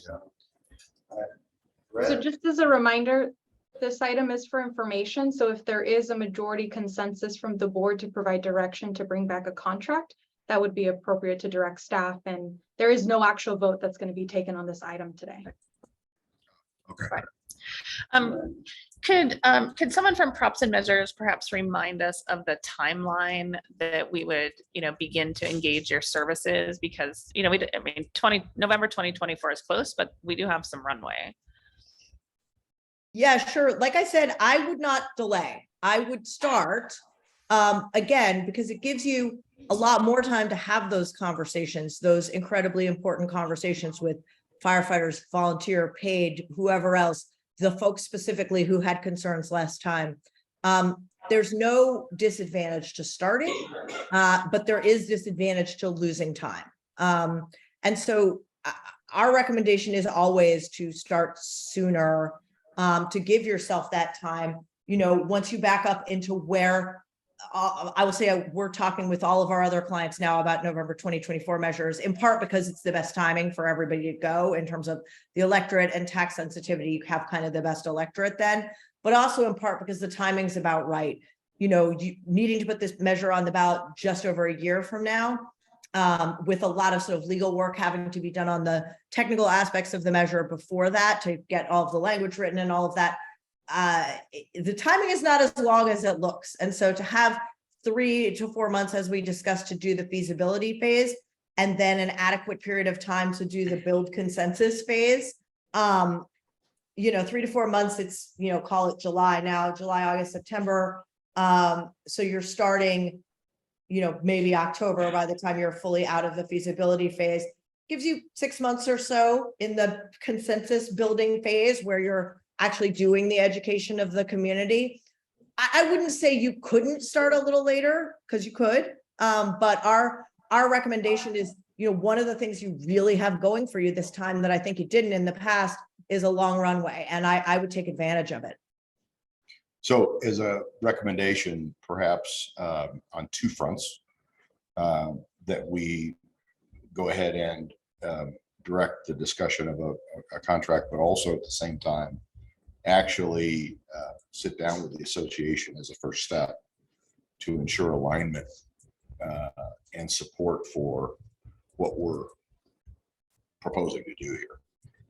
And I think that was done last time. I can't verify that it was, and I don't know all the ins and outs of that, but I think it would be important to get the association leadership and get in front of the association itself prior to then spending 3 months on a feasibility study and then finding out that we don't have the association support.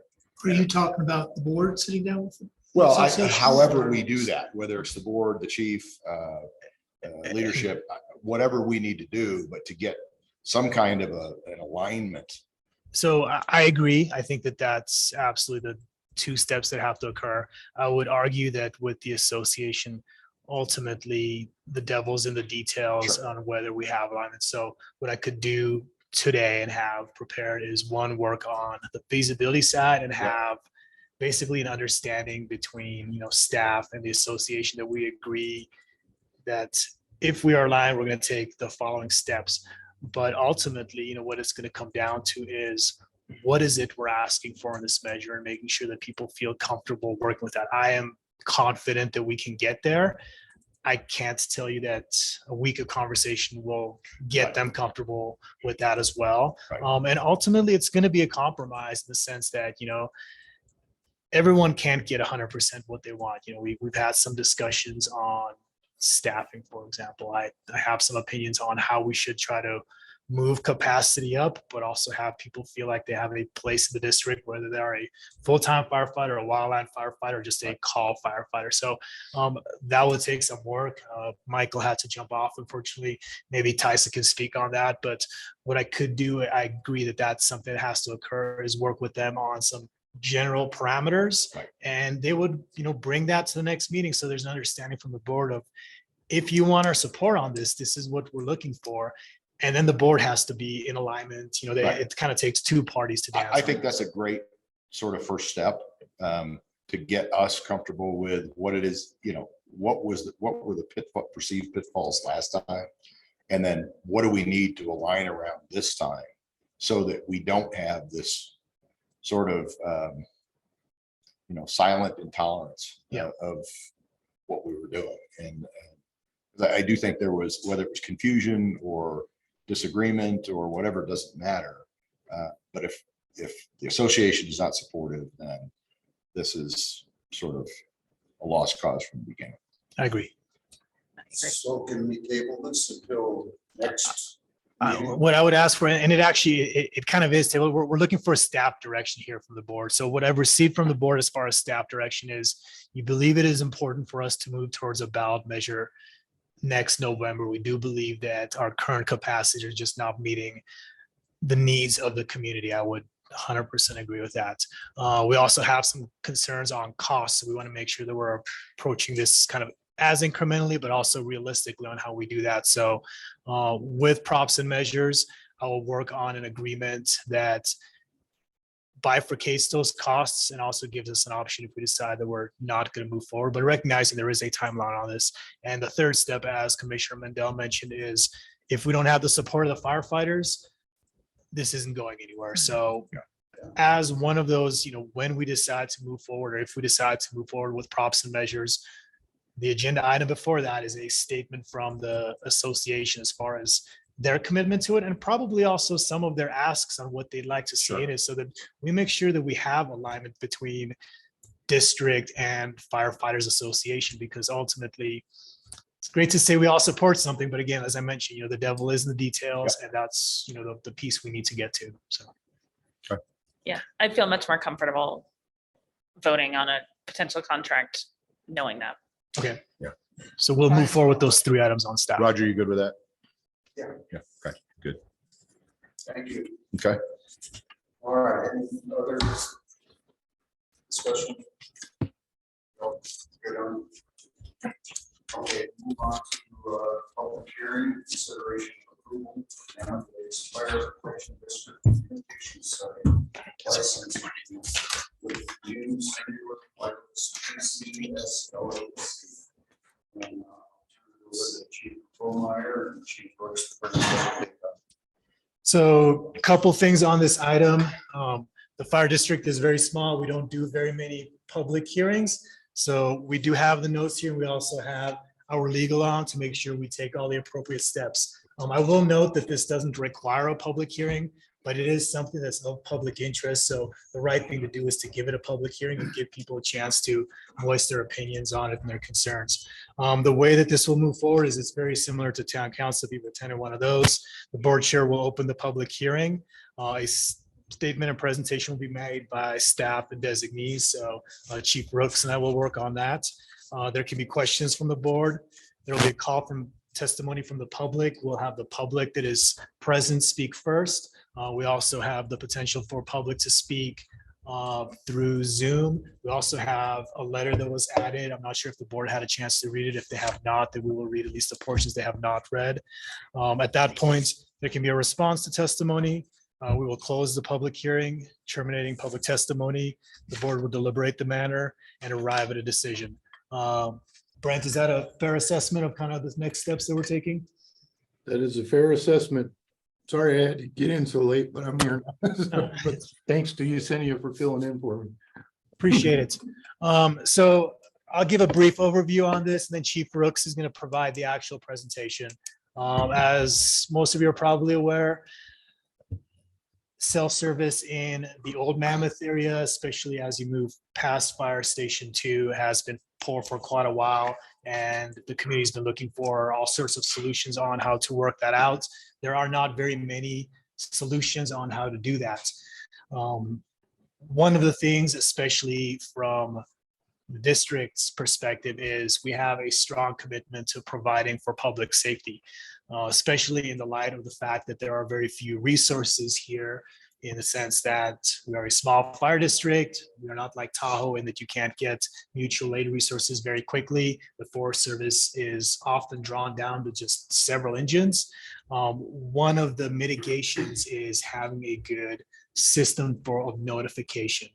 We did some tests last summer on notifications using the emergency alert system in the trails area, and it really speaks to the importance of being able to notify people of an impending event occurring in our community. The Old Mammoth area is a known fire hazard with the potential for a fire to come over Mammoth Pass. And one of my biggest concerns for our community is a wind-driven event here. As you're all very familiar, we get wind events that move very quickly. Being able to notify people incredibly quickly will be a significant factor in public safety from that perspective. And it's also important to recognize that, as mentioned by Commissioner Mendel, at any given day, we might have 5,000 to 8,000 locals that are in town. We also have up to 40,000 visitors who don't have the connections. They're not on code red and communication methods that we have. So, the public safety emergency alert system is really critical for us to be able to notify our public. There are quite a few factors that go into a cell antenna site. The district worked on this in 2013. It was worked on by the previous chief. We have taken steps to look at all of those factors, and we'll probably at least touch on most of them at some point. Obviously, aesthetics, that's something that, doesn't always get mentioned, but it's always in the background for everybody. Is, it's not a tree, it is an antenna. That being said, the district attempted to do everything we could, keeping it at the most reasonable heights that would also provide for coverage through the area that needs it. Worked with getting the highest quality of material, and in the contract, including provisions so that if that material needs to get replaced, painted to have it still resemble a tree as much as possible, then that will be occurring. And all these factors have to be taken in consideration when deciding whether you want to move forward on this agreement or not. That being stated, Chief Brooks is going to give a presentation on why staff believes this is the correct process to move forward. Thank you. So the chief and I want to kind of walk you through a presentation that'll show you what we believe to be the positive aspects of this project, and also to spur some conversation amongst you as far as any questions you may have. The scope of the project is what they call a monopole antenna. This is obviously not what it looks like, but that would be your average tower. This proposal we're working on right now is AT&T. So it's an AT&T developed project, but we have already had contact, and part of working out the contract was to allow other commercial providers onto the tower if they so wished. Verizon has already been in contact with us about that and actually came out and did a site walk with us on that. So the planned installation is an 80-foot tower. Originally, it was around 70 feet. They bumped that up based on their study. The radio equipment building won't be at the tower base like you might see in most projects. It will be in another location on the west side of the station, along the edge. We already have like a power transformer there and some other things there, so it'll go along that edge. Those will be insecured. We're pushing them for a block style low building for those to be in. There'll be not only the radio transmitting receiver equipment, but also their own generator and battery system to power the site.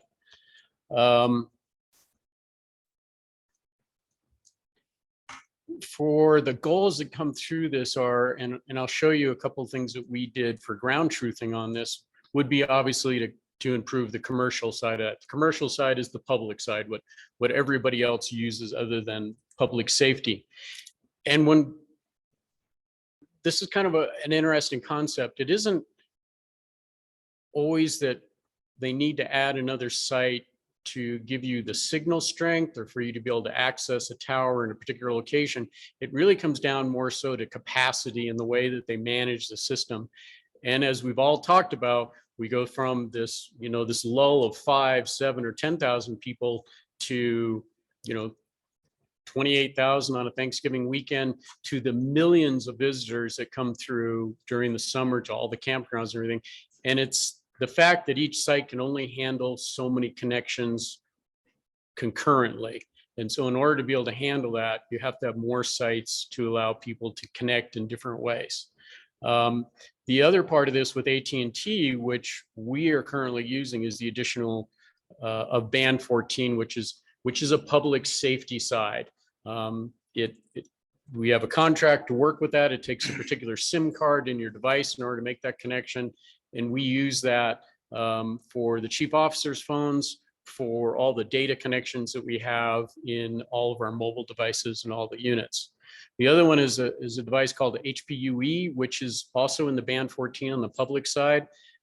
This is a slightly higher power setting at the tower for the band 14 radios, and will give us a better chance of having a good solid connection. And we've seen some of that testing with sites that we looked at that was recently put up in the Benton area. We did some ground truthing out there. The FirstNet priority, that band 14 piece, that gives us, any of you that have tried to make connection, whether you're on Verizon or Sprint or anybody else, and we get all these folks in town, there's times when you simply get bumped off in the middle of a conversation, or you simply can't, even though you've got 5 bars, there is no more capacity on the sites in order to get in. With that priority, it gives us the ability to truly bump the commercial customers off the site, so that we get priority and we can make those connections. The data speeds will be improved. The closer you are to an individual site, the greater the bandwidth or the download and upload speeds that you're going to get from the site. Some of the testing that I've done on other sites, you can vary from an average of maybe 30 megs down, and you get up close to the tower and you're getting 150 or greater in download speeds. So that is a benefit to being, though maybe not aesthetically as nice, but you do get that benefit when you're in closer areas to a tower. For the coverage area, where we're looking for improvement is looking straight into Old Mammoth, the Crest area, Snow Creek Crest, and my house was on Snow Creek Crest. And in our testing, generally I would get maybe 2 bars of strength there, and the data download speeds were pretty low in maybe the 25 meg download. When we did our tests, which I'll talk about in a little bit here, we were able to get a significant increase in both of those, both the actual connection strength and the download speeds. And then the Lakes Basin, which was really surprising, that from that site, we really got good coverage into the Lakes Basin area. So that really helped us out quite a bit. From the public side, they're obviously, for their subscribers, they're going to get improved coverage and capacity, and that will be true for any provider that goes on there. As we said earlier, Verizon. The data speeds. So the Zone Haven evacuation system is the new system that county and the town have gone in together on, that provides a way of contacting folks that are in contact with a specific tower. And so if we said, hey, we want to, when we did our testing with Zone Haven, we did the trails. And so when that signal is sent out, the software says, I only want to activate this tower and this tower and this tower, but I don't want to activate towers that are maybe up in the knolls or maybe down by the airport. So it's specific to an area. That's kind of the neat thing about LTE or cell systems, is that ability to say, I only want to activate particular towers and I only want to catch the people that are connected in this certain area. The iPause alerting system, we used to call it Code Red. The iPause can be used for almost anything, any type of announcement into the public system. So it could be for hazardous material, where we're telling folks to shelter in place, to even evacuations or just putting out knowledge about, we've done it with bad weather or roads being closed, those types of things. And the only way we can get that information out is if people can actually be connected to LTE at that time. We have space for future commercial carriers in the contract. And then on the public safety side, again, greatly improved coverage capacity and data speeds. We get another site that has FirstNet. All of their sites are upgrading to either battery backup, generator backup, combination of both those, so that those sites can stay up when we lose power. The shared fiber part, we're still not sure about. We're not positive that they're actually going to pull a fiber line in to the station, or if there's going to use microwave for what is known as their backhaul. And the backhaul is the connection from that one independent site into the whole core of their system, whether it be AT&T or Verizon. For us, where we're using that is in all of our apparatus, we have iPads, and those iPads run a program called Active 911 currently.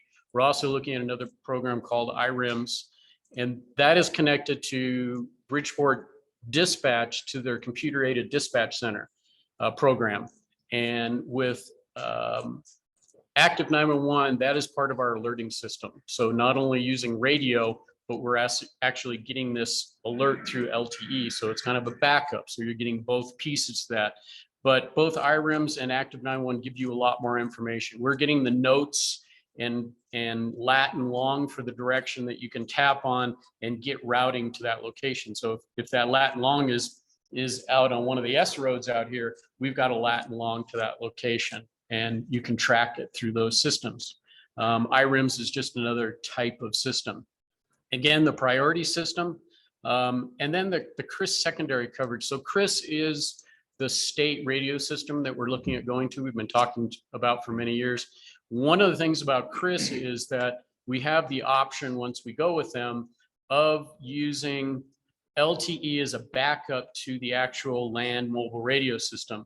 And one of those is through, in AT&T, it's their mission critical push to talk. So if we needed to get into the system in another way other than the actual radio connection, we can do that through an individual cell phone if we have them set up to use that, and they can actually get into the radio system and broadcast on the radio system and receive in both ways, and also have some private channels within that mission critical push to talk system for special events. In other areas, it's used for mission critical, and other systems like that are used for really big events like the Super Bowl or things like that, where they're on an alternate to the main radio system.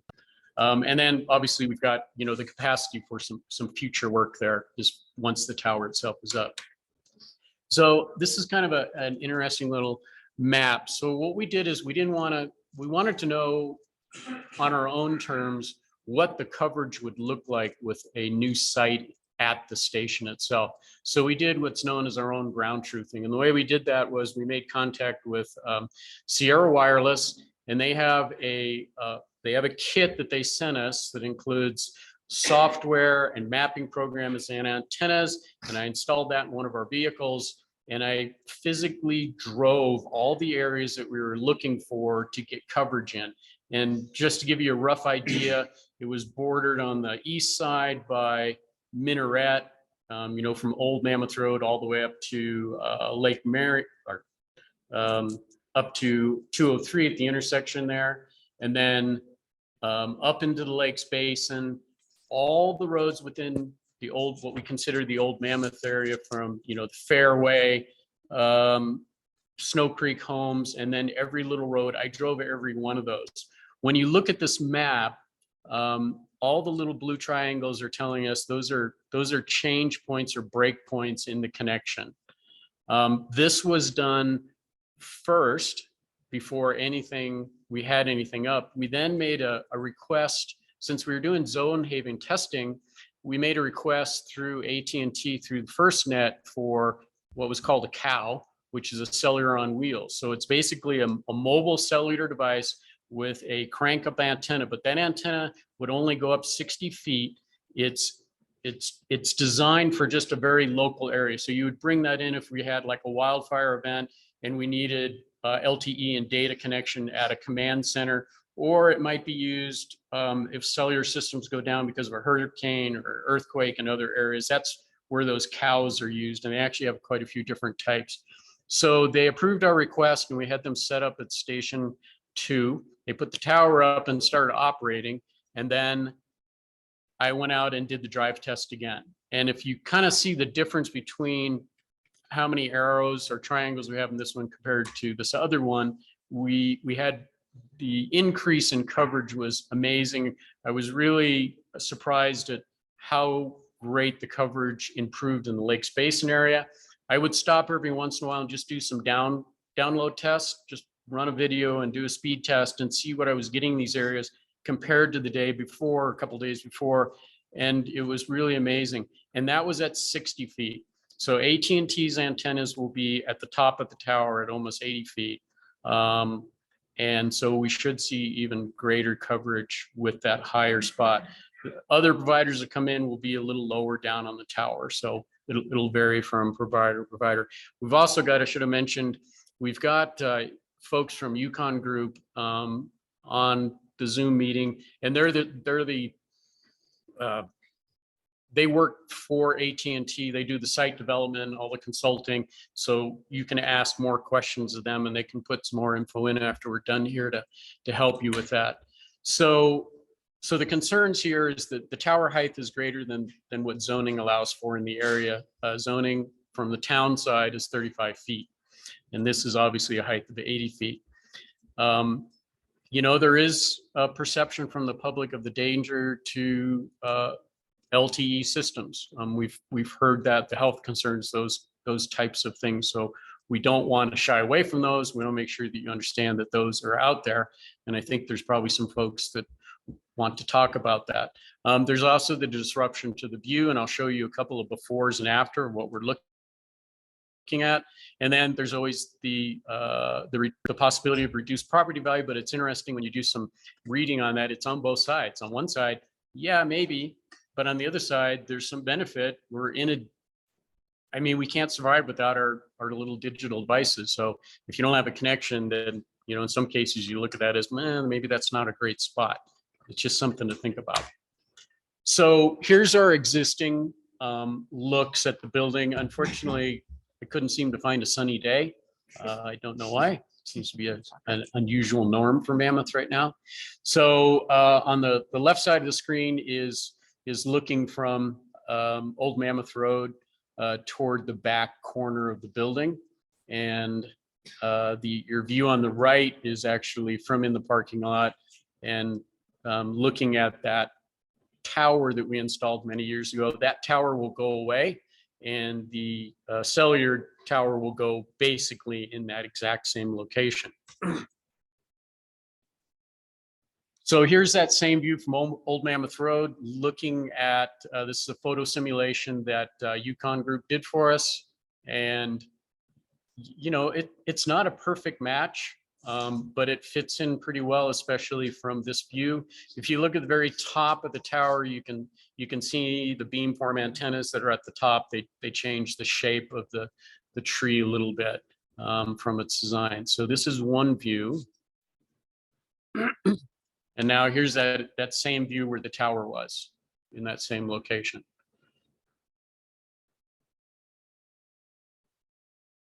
So again, there will be no equipment at the base of the tower itself.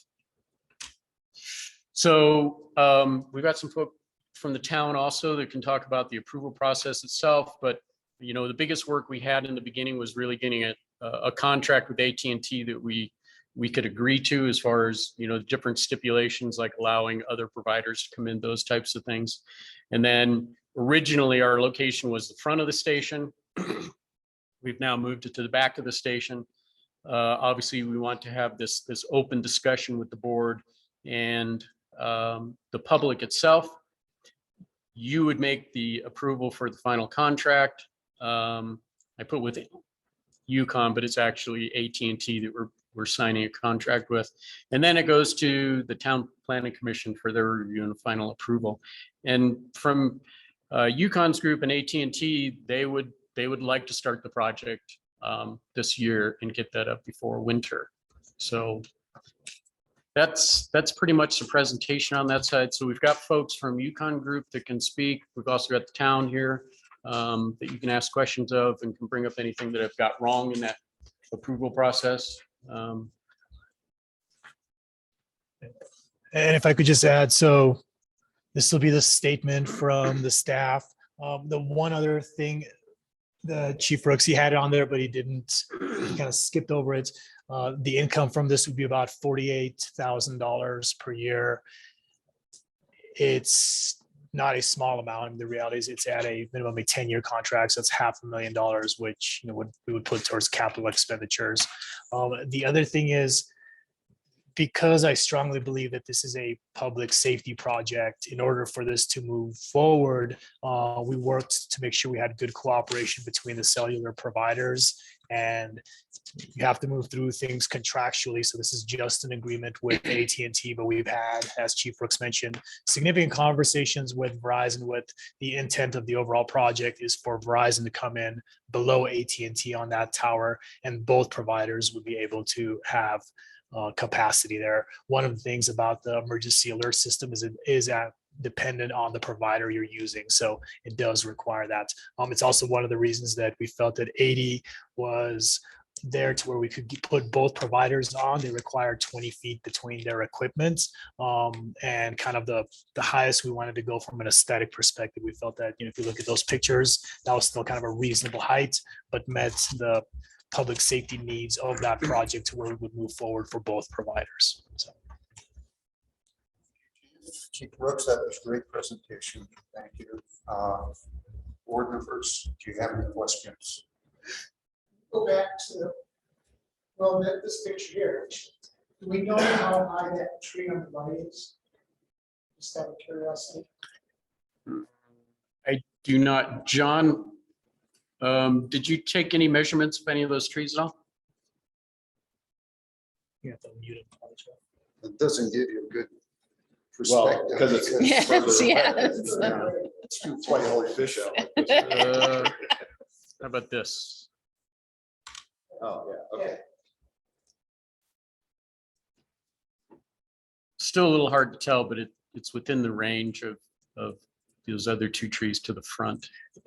And I would add, it probably is slightly taller. I know we had the truck set up there to do an assessment of what that height would look like for perspective.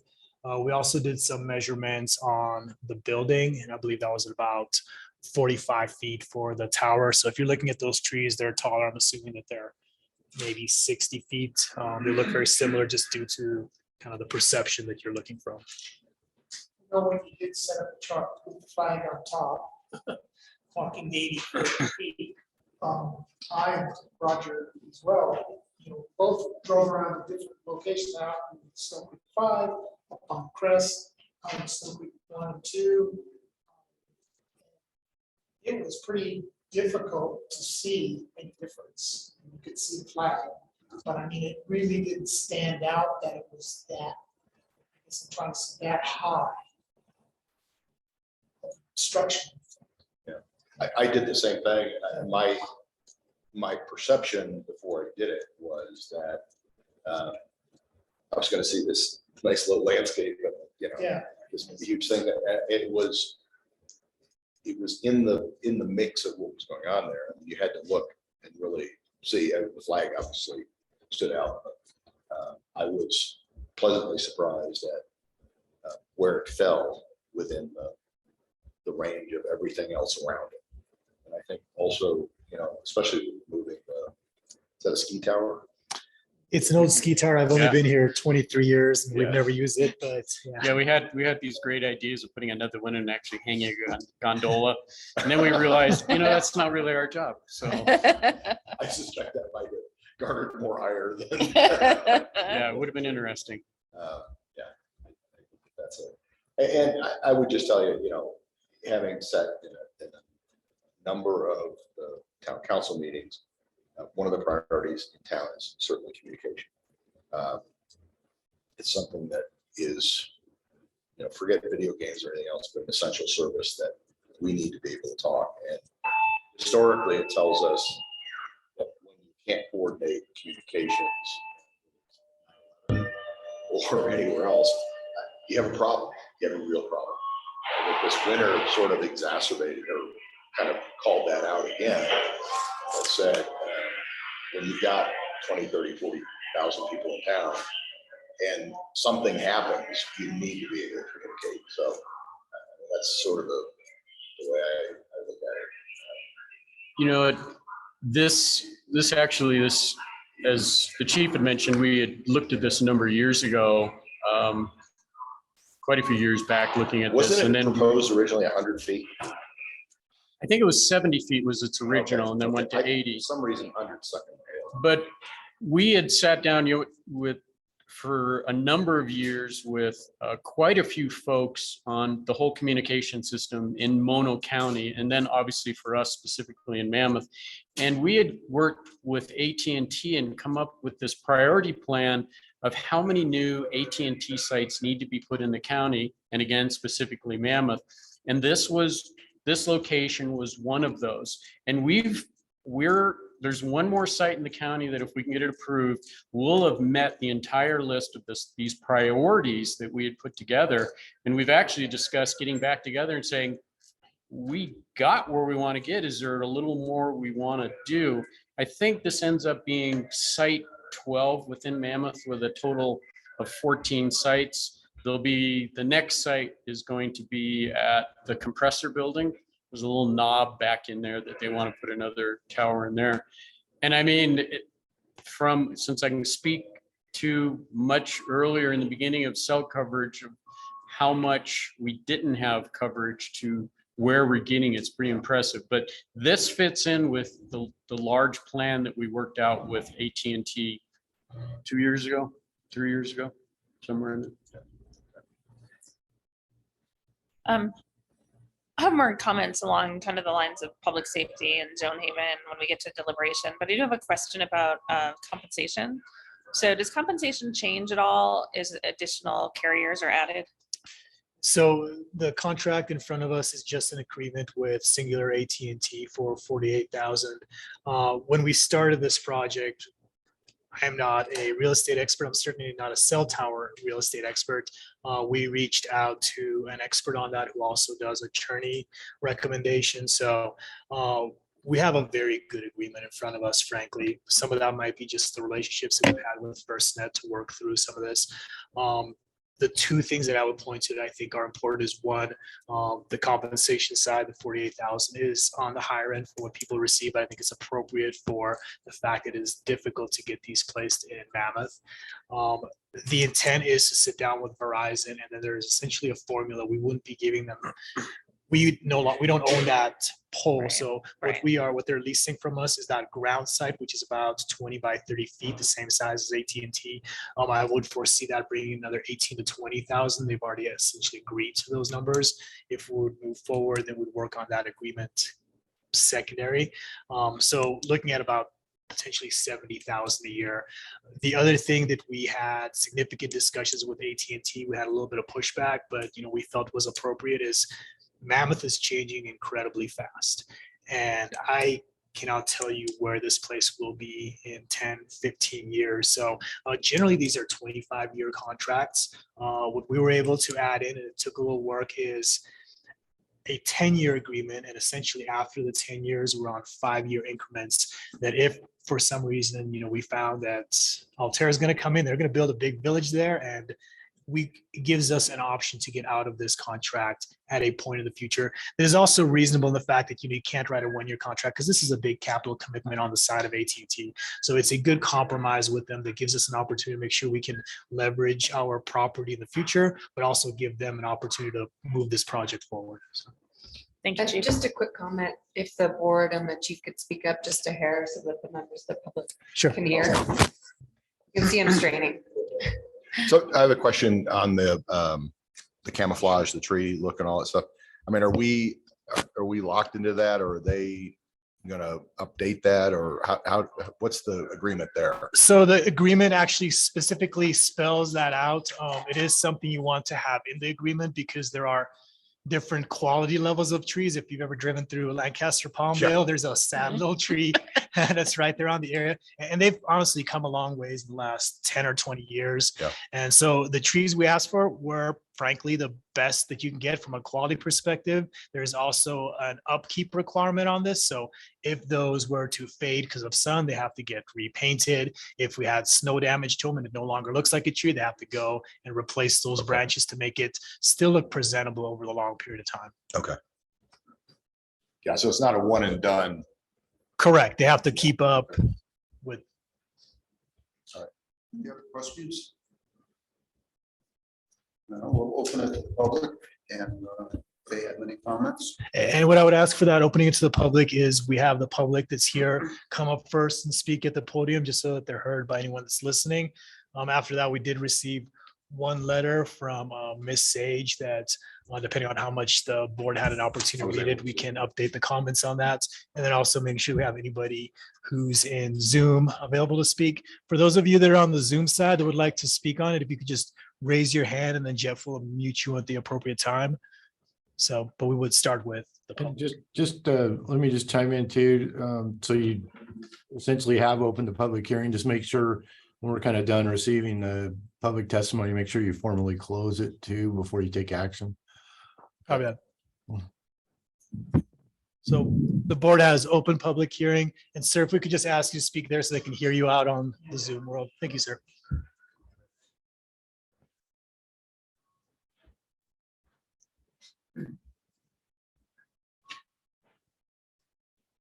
My name is Bruce Torrance. My wife Chris and I live in Snow Creek 4. Before I make my comments regarding the proposed cell tower, I want to find out if you are aware that several years ago, AT&T proposed to erect a cell tower at Station 4. And after lengthy discussion, particularly with the public, it was unanimously turned down. Are you aware of that? I believe several of us. Okay. I noticed that this item is under old business, which means that obviously this has been discussed before. That begs the question, have any notices been sent to the public or business? And when I say public, I'm speaking primarily of the residents and the businesses, though there are very few in that area, that this subject is even being considered. I, as a resident, and I know of several other residents in Snow Creek 4 that were completely taken by surprise when we noticed that this item was on the agenda today. Had no clue that this item was even being discussed. So that begs the question, were notices or have notices been sent to the residences within a certain radius that this subject is being considered by the board? Sir, if I could answer that. So couple things on this. Obviously, your public input is important. That's why I appreciate you being out here for this. We did several things. I attended town council meetings just because the fire district is small and sometimes people assume that this is a town council decision, just to make people aware that they should come to this meeting and attend this if they had some opinion, not to go to their town council. We also put public notice in the paper. We worked with the planning commission. They had originally asked us for a 300-foot parameter around. We ended up doing 400 feet and hitting a larger swath. As you're aware, things grow significantly go by another 100 feet, it grows at a exponential value. So we have worked to make this as transparent as possible. Then you say, I'm sorry to interrupt you, but you said that you. We send public notices to 400 feet And those within. public notices, or these notices that within this 400 feet, how were those notices disseminated? Those are mailed, Mail? correct? But I don't mean to be argumentative. that's- yeah. But I live in Snow Creek 4. Mrs. Sage, who you mentioned, lives there. She's now received it. I know of no one that has received any notice in the mail of this meeting. The only notice that apparently Cindy Sage received was either yesterday or the day before, which she outlined in the letter to you. But that was the first formal notice that she received of any type of. So Ms. Sage did receive a notice. I spoke with her. Most of them were received last week. I believe she received hers on Saturday. Okay. I don't know where your house is in proximity to the location, but we worked It's with. about as close as you can get to Okay, station. so, and, maybe planning can answer this a little bit, but what we did is basically there is a GIS mapping that looks at 400 feet within that location, and that is who the mailers got sent out to.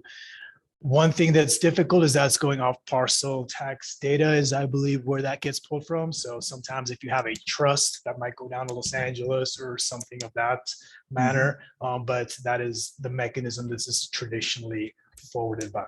So you're saying that these letters were sent out a week ago or so, maybe 10 days? They were received about a week ago, correct? And again, we also placed in the paper and went to other public meetings. It's been on our agenda for several meetings. Because we recognize that not very many people attend our meetings, they're barely not attended, which is why we did that outreach so that you would be out here. Okay. In your slide presentation, it says hold under the project approved process. Hold public discussions with Mammoth Lake Fire.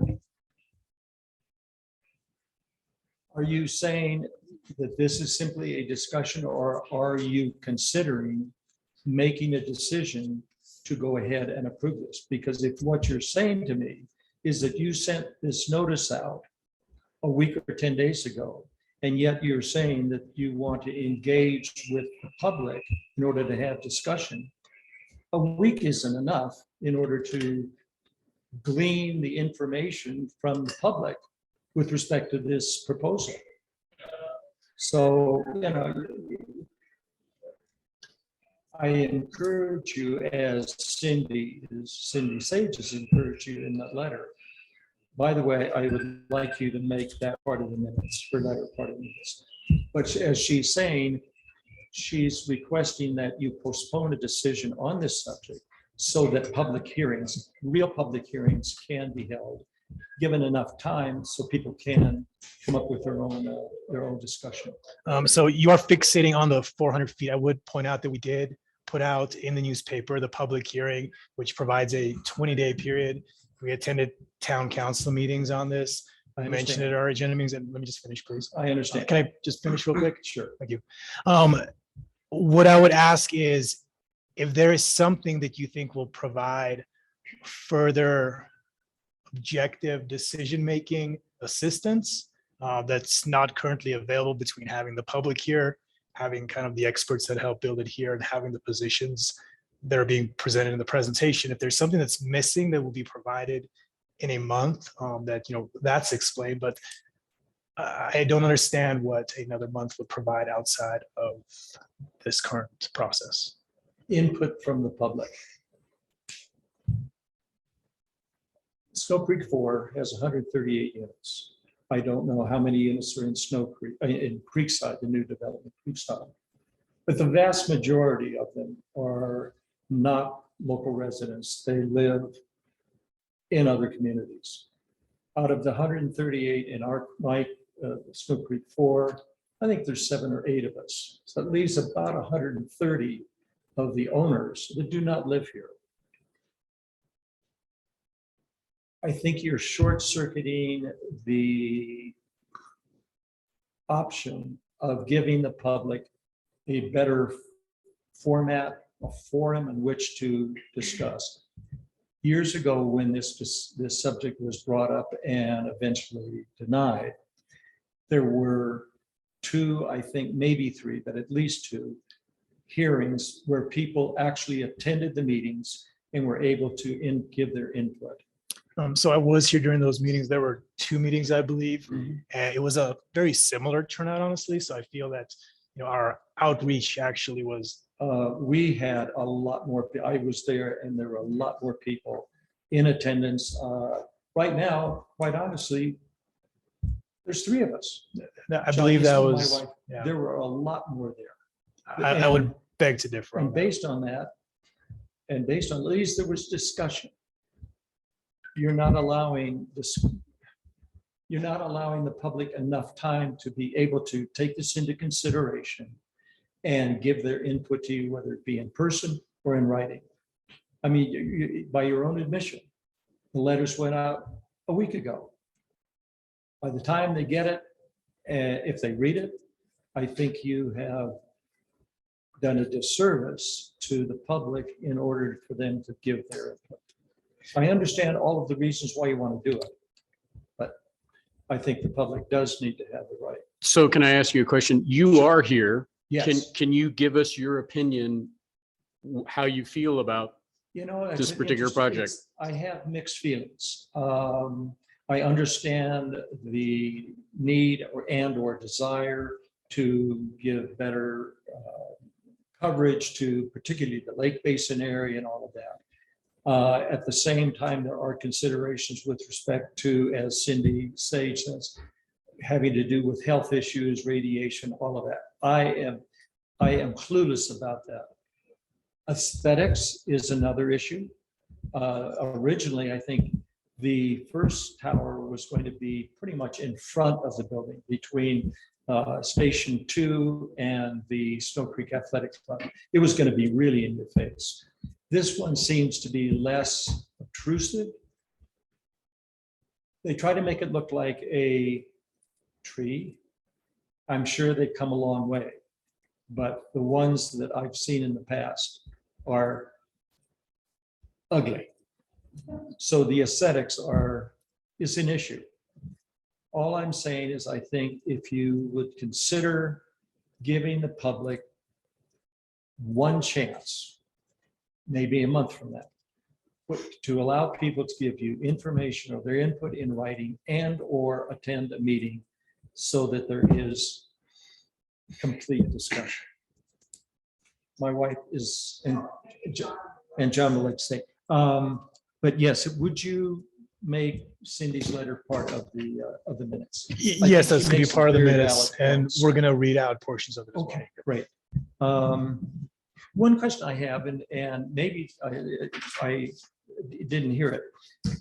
AT&T is going to be paying Mammoth Fire monthly or annual rent. How much is it? It's roughly $48,000 per year. Okay.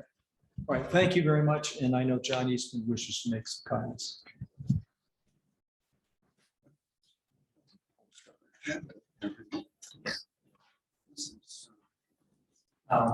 I'm John Eastman, a local resident and also a local business person in Mammoth Lakes. I wanted to first of all thank Bob Brooks today in his presentation today, as well as his investigation of the fire at Snow Creek 5. I had a lot of respect for Bob before the last 2 weeks, but I'm just amazed at and how fortunate we are to have Bob as an employee of the district, to have someone who has capability. So thank you, Bob. Thank you.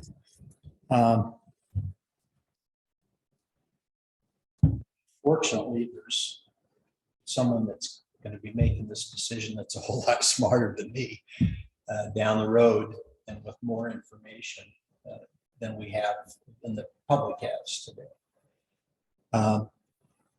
And again, I'd like to just thank Bob for pursuing something that failed in the past, but with new information, I have an opportunity to move forward now. We experienced, people in the community experienced having our communications down in the last year, particularly this last winter at times, and boy, it is really frustrating. So something needed to be done. And I hope that this might possibly be lead us in the right direction. When I look at something, I look at the benefits and also the downside. The downside to this particular answer to this problem that we have might be a health issue. I don't know. Another one might be visual. It seems like the visual problem has been addressed with the tree concept. And it's also from the pictures, it looks like it's mixed in with 2 or 3 other trees. So visual to me is not an issue. Benefit to the public, and as Greg Newbury taught me, he's a local individual, local elected official in the past. One of the first words of wisdom that he gave to me was, if you're an elected or a body making decisions, the decision that you make is the decision that creates the most benefit to the most amount of people. So many times we get people come and speak before public bodies, and a lot of times decisions are made based upon numbers. 20 people speaking for it, 3 or 30 people against it. And it's a numbers game where decisions are made by boards based upon those people who are there. So I think it's important to make, as best you can, the decision that positively affects the most number of people. Finally, I don't know where it fits in, if it's an emission statement of Mammoth Lakes Fire Department or somewhere else, but the same as with the Mammoth Lakes Town Council. But the number one priority of these bodies is public safety. And if we have a public safety issue that can be addressed, then the rest of the issues, even cumulatively, might not add up to override public safety. So just wanted to mention that. Thank you for letting me speak, and good luck to you. Okay. Thanks, John. Thanks, John. Board, if I could just dovetail off that, we've had 2 members mention health issues. I believe it's Scott Hefferman was the engineer who did the frequency safety report on this. If you're available, can you speak a little bit on that side of the project?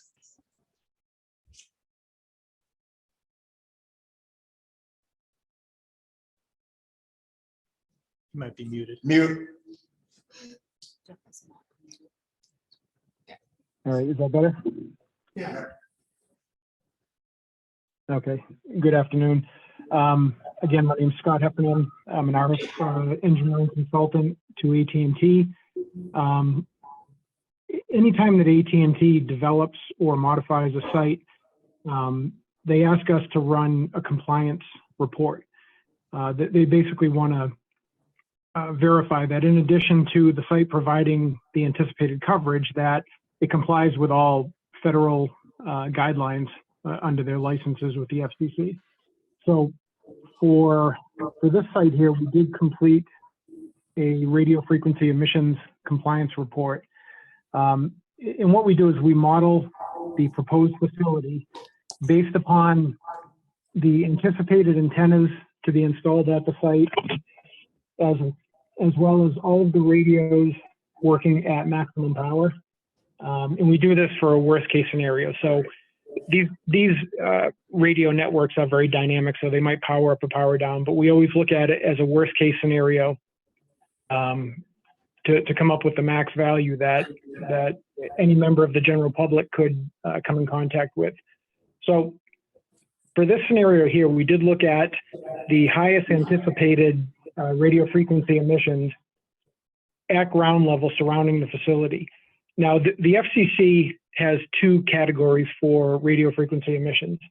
The first one is the general public limit, and the general public limit is a very safe limit where it's meant for the general public to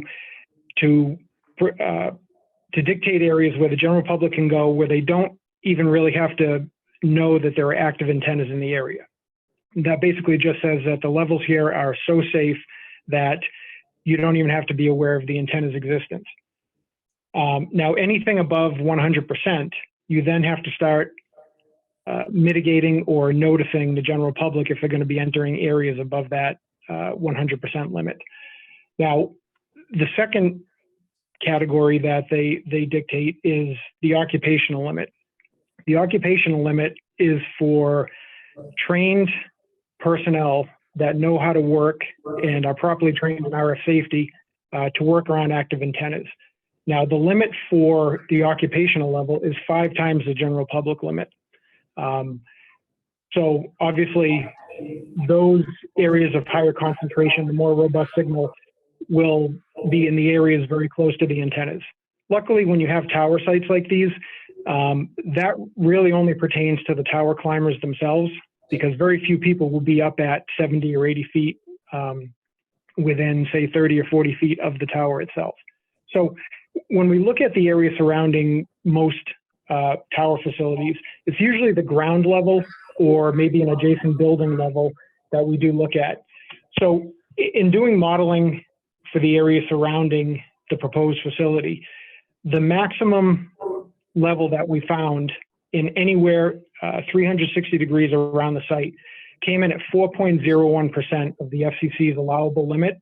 Now remember, that's 4% out of 100%. So you can see that it's a very, very small percentage of a limit that in itself is a very safe limit. So our conclusion based upon this is that there are no areas surrounding the facility where any member of the general public could enter an area accidentally or knowingly to an area that would be above that general public limit.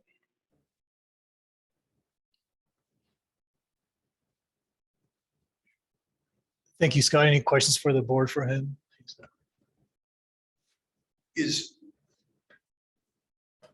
It seems to me that, I mean, when I read the document that you forwarded to Sage, that was in there at not only ground level, but different levels up above. It was well below 100% of that limit. Until you got to the very top of the tower where no one's living or anyway, except technicians or climbers or those things. Is that correct, Scott?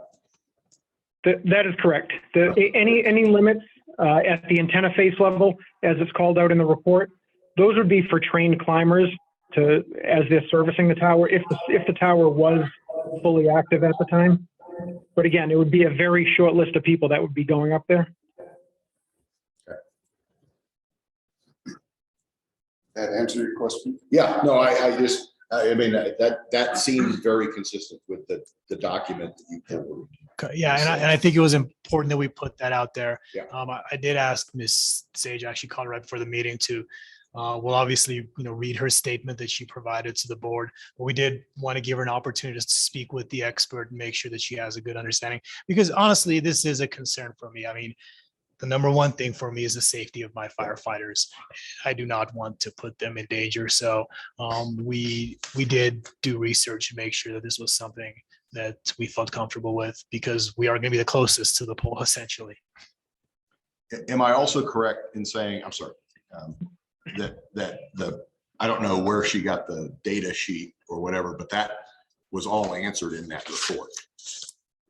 I believe so. I mean, I'm not sure. all the things on there seem to be addressed. Correct. in there. I don't know whether this didn't seem like this exact format, but Sure. And I also will note that, again, just like I'm not the attorney who knows what the valuable price is, I am not the expert on these things, which is why I depend on experts such as the engineer that wrote the study, which is where that interface works best. If she had jumped on and they could have had that conversation, I think that leads to better outcomes.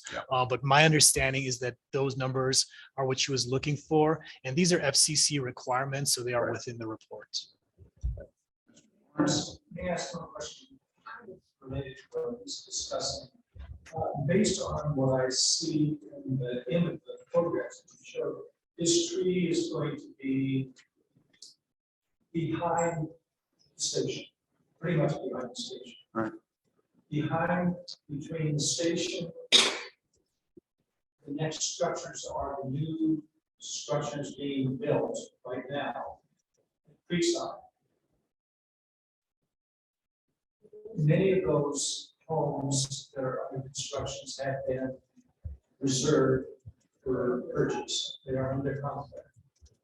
And those owners or proposed owners been notified that this tree, cell tower tree, is going to be in their face. In their face. So those notifications would have gone to whomever was on the tax records. So they would have gone to whomever's on the current tax records. So I can't answer if that goes, maybe the town can answer a little bit more on that. So if they actually own the units, then I would say, yes, they have. And if they have not gone through escrow, then it's possible it's still with Snow Creek currently. Through the chair. So if people are making comments, it's probably a good idea to have them come back up to a microphone. And Alice, I might offer a little insight on. Well, let me ahead, just kind of make sure that everybody understands my question.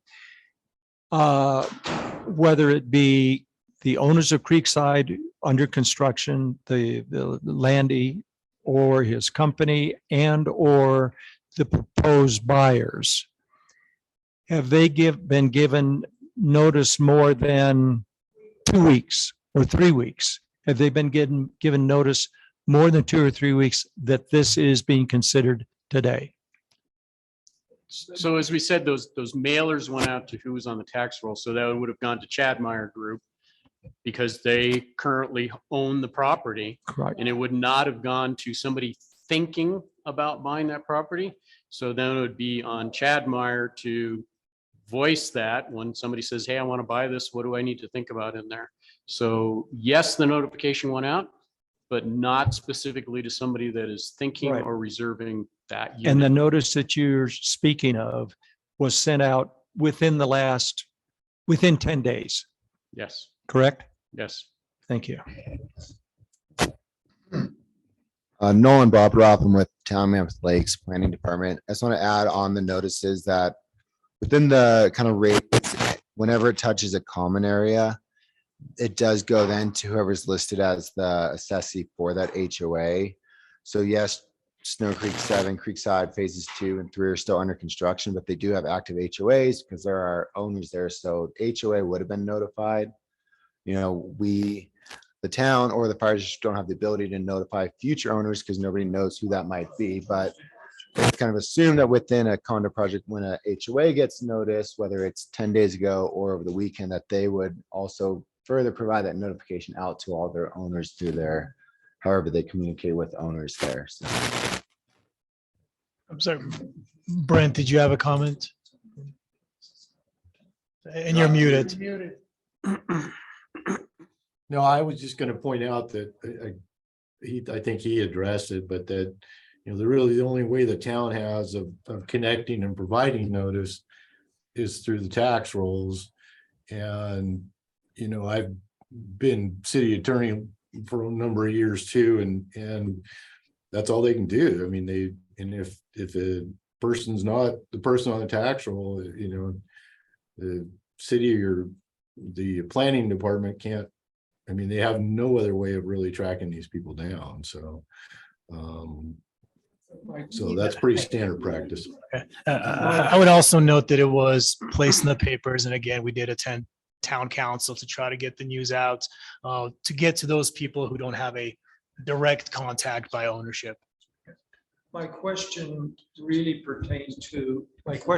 pertained really to the length of time that, or the lack of length of time that is being given to the public in order for them to formulate their opinions and disseminate their feelings back to you. So That's and my again, for only the- issue. Sure, and for the public as a whole, again, at town council, it got brought up, we did do a 20-day notice in the paper, which we did not receive. The only other comment, I received a question from an owner from Snow Creek who asked if this could get placed anywhere else, and I went through and explained the history of how basically over 15 years, the two sites that have been considered have been the Catholic Church and Fire Station 2. I'm not aware of any other sites that, have been considered that provide that coverage into Old Mammoth.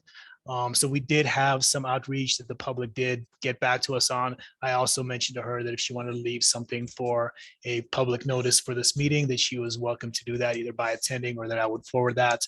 I didn't receive anything else back from her. So the only external person I'm aware of is Miss Sage.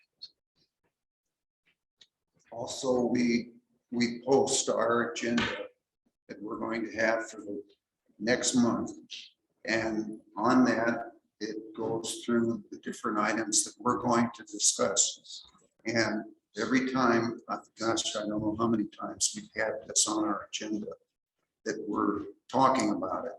And I know that puts an obligation on the public's part to look at that posting to see what it is. Honestly, we hardly ever get anybody that shows up for these meetings, and there's a lot of important stuff that goes on. And so the public has had a chance to see it if they had looked at that agenda. But in reality, we know the public doesn't look at town minutes or agendas and that type of thing. Many times they rely on some type of notice that at least gives them ample time in order to make their thoughts known. And by your own admission, his letters went out 10 days ago. That's by the time they get the letter and open it and come up with some idea, the meeting's over. And I would ask, sir, May I make one other comment? I think we're blindsided here, okay? And I've owned that unit for 35 years. So, and I all but look at the fire station. So we're right there, which easier here nor there, because your considerations about public safety are, way above my little individual thing here. However, I think we would feel better if we knew why we're back at that site and not someplace else. And you just mentioned for the first time the church.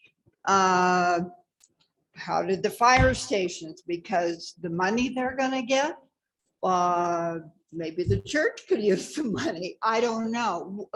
What was in the process of deciding on that site?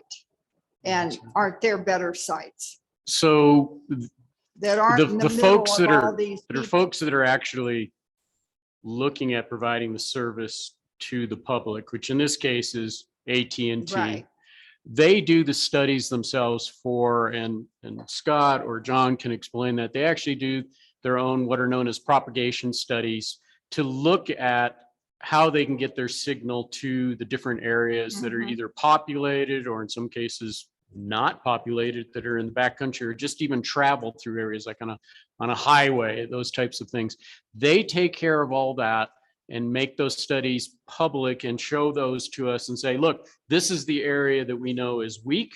We've seen that in our system. Right. And so this is the only, out of those areas that we can get into Old Mammoth, their only choices were kind of secondary, was the Catholic Church, because it wasn't quite in line where they wanted it. And the fire station, they're their first choice was, boy, we really want to put it in front of the fire station because that gives us the greatest propagation into the old Mammoth area. But we can go to this backside also and still meet our needs. So their first choice has always been the fire station. And when we, start discussing that with them, then they also recognize, well, we may or may not get that through at the fire district. So let's look at a secondary site, which was the church. So does that mean if we said no today that they would go to the church? I don't have that answer for you, but there is very limited areas for these types of systems to be put in. And this is a really good choice for the old Mammoth area as far as getting that signal in. And like I said, it is picking up quite a few more areas than even their proposal actually showed, just based on our actual driving tests that we did for those areas. And, I get the part about the public and notification, but as Chief Tamayer said, we've done quite a bit. This has been discussed for a number of these board meetings. And again, going to the town council meeting, that's where most of our folks probably pay attention to what's happening in their town, especially if they live here, especially now that those meetings are through Zoom and other aspects, so people can actually sit in a way. And I think that we did a pretty good job of getting that information out along with that 400-foot spread. So we hear you, we hear what you're saying, and our board definitely hears you. So we're not discounting that in any way, shape, or form. No. We hear you. It's just a little deja vu because we went through it X amount of years ago. And, anyway, here we are today. Can I chime in?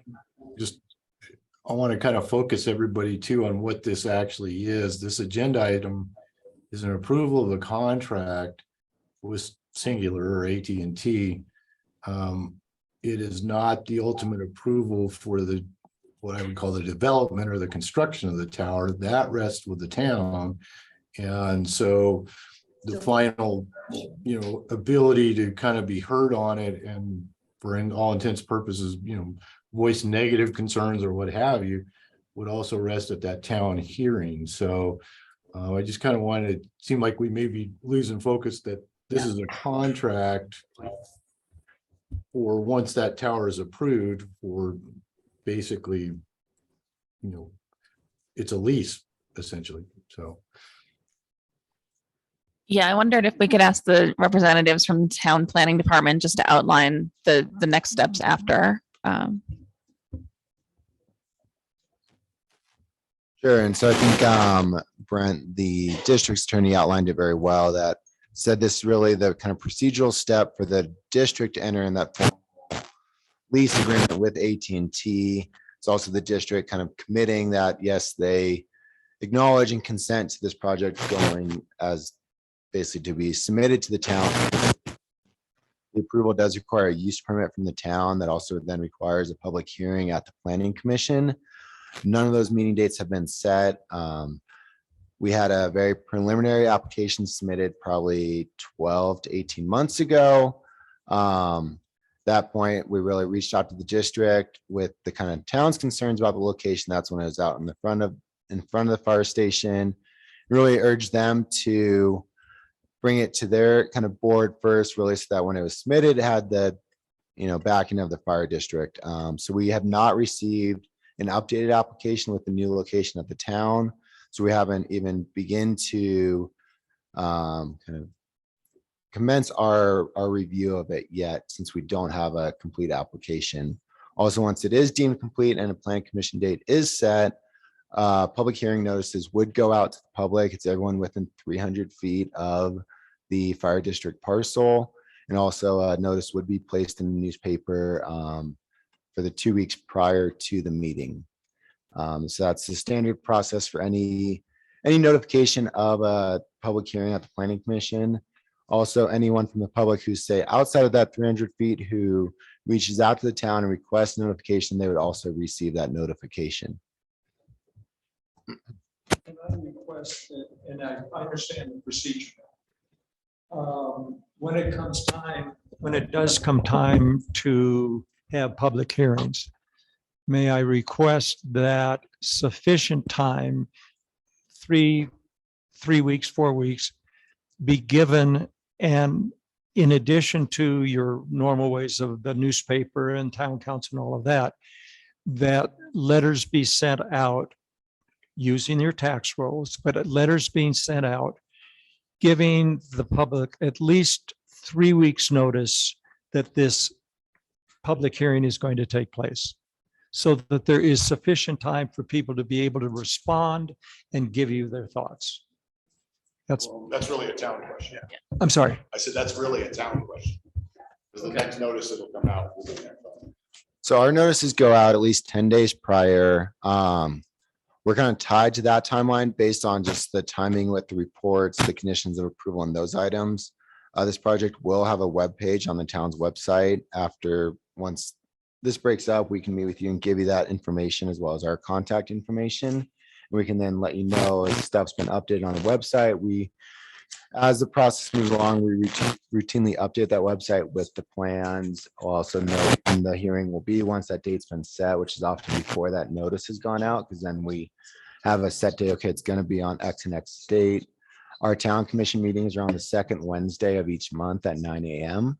So we can provide that update as the process moves along through the review period, and then you can also follow along on that website as stuff's been updated there. That's kind of the easiest way to stay apprised of what's going on there.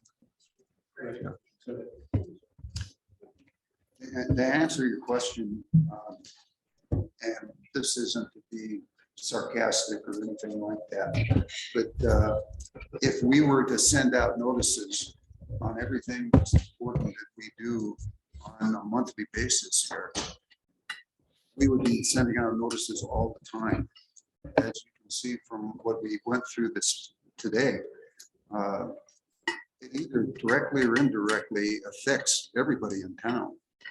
And so it's just would be a monumental task to do what Chief Tomeyer has done on this meeting to get it out to the public. Wanted to be completely transparent on what we were doing, and no way in the world that we wanted to try to hide anything from the public.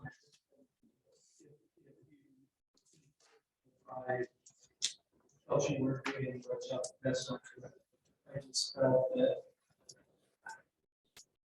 because this is such a sensitive issue, that at least if there's sufficient notice given. So if I could ask, with the knowledge you currently have and knowing that you're going to have a 10-day window before the planning meeting and knowing that you can get in front of the HOAs and possibly other HOAs if you wanted to, do you feel like you have a voice in the process to where you can speak at this next trajectory point? Okay. And I think, given that, I can also try to disseminate information to those people who are directly. So that I'd be happy to do.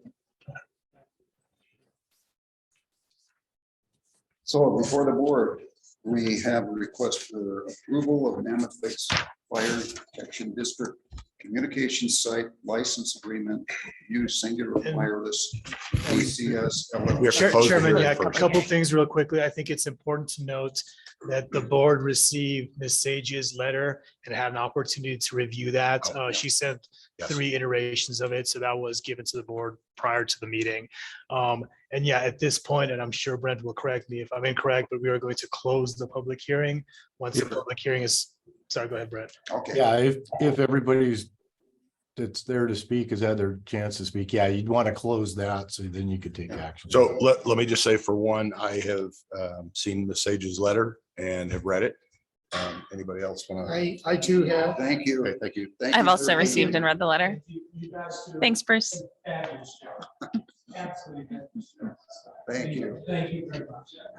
Ms. Sage sent out the most recent update, maybe over 15 minutes before the meeting. Right. Short. It's the one with the red section in it. Yeah, Yeah, that's the one I've got. yeah, I read that one. So that will be part of our minutes. Correct. Yeah. Okay. Okay, so the meeting is closed. Close. We're back Hearing to is the closed. approval. You want me to read it again or?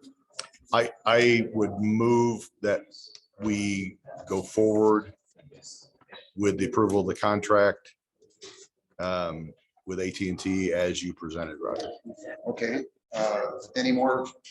And sorry to interrupt, Discussion? point of just correction, board member Beeler noted that on page 7 in section C, it was missing a little language section. After 180 days, it's supposed, after 180, it's missing the words calendar days. So I would recommend that you move forward with the agreement with that one change in the agreement. Thank you. With that proviso.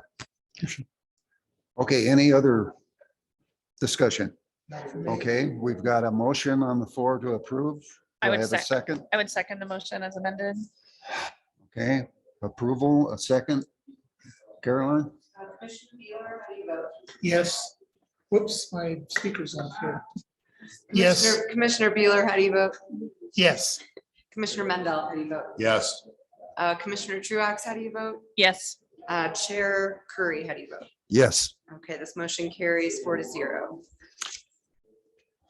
Okay, that's, we move on to new business. Do you want to take a 5-minute break? How's everybody doing? Or do you want to keep going? I'm good either way.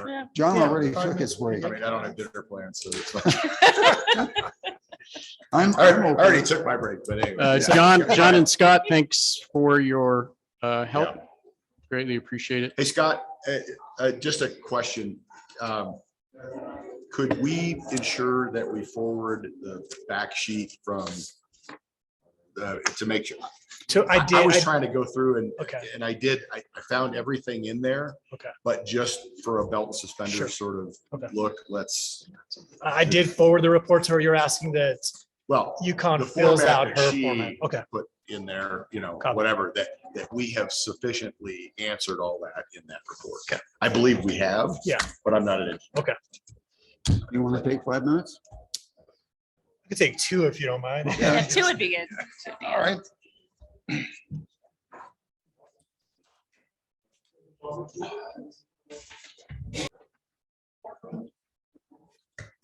Okay, so under new business, consideration of approval of the June 2023 side letter agreement between Mammoth Lakes Fire Protection District and the Mammoth Lakes Firefighter Association. Chief. So a couple items on this one, and they actually dovetail through depending on how the board wishes to approach it. I sat down with the association, and our intent is to work through quite a few things in the MOU to just start doing some cleanup and kind of create some alignment between our full-time staff and our part-time staff, make sure they're kind of joined at the hip and, really negotiating with me. That being said, I think it's important that we don't fall behind on things, and that it's going to take a while to get through the MOU. So my recommendation to them was that we get them a cost of living adjustment that is essentially kind of where CPI is, so that we're not falling behind. And then we can start working through those issues over the next year that are going to take a little bit more time. So what this would do is this would extend the current MOU for 1 fiscal year. There would be an increase in the salaries, assuming the board approves this. We would approve the new salary schedules at the next meeting for PERS and other considerations. But for their next paycheck, starting the next fiscal year, there would be a 4.5% increase for the employees that are covered by the memorandum of understanding. CPI. Subject to approval of a measure ballot. I'm sorry? Ballot. Yeah, We make it exactly. subject to 100%. ballot Yes. measure. Yes. Speaking of alignment. Yeah, and I will say that, we are trying to balance everything. I think Michael and Tyson have been appreciative of looking at that bigger budget picture. Personnel costs used to make up a small part of this district when we're all volunteer. Now they make up roughly 60-70%. That being said, the ABA projections are seeing about an 8% increase, so a 4.5% increase in our costs seems reasonable. It also, again, is aligned up. CPI year over year came in at about 4.6 last month. I think that this is an appropriate amount.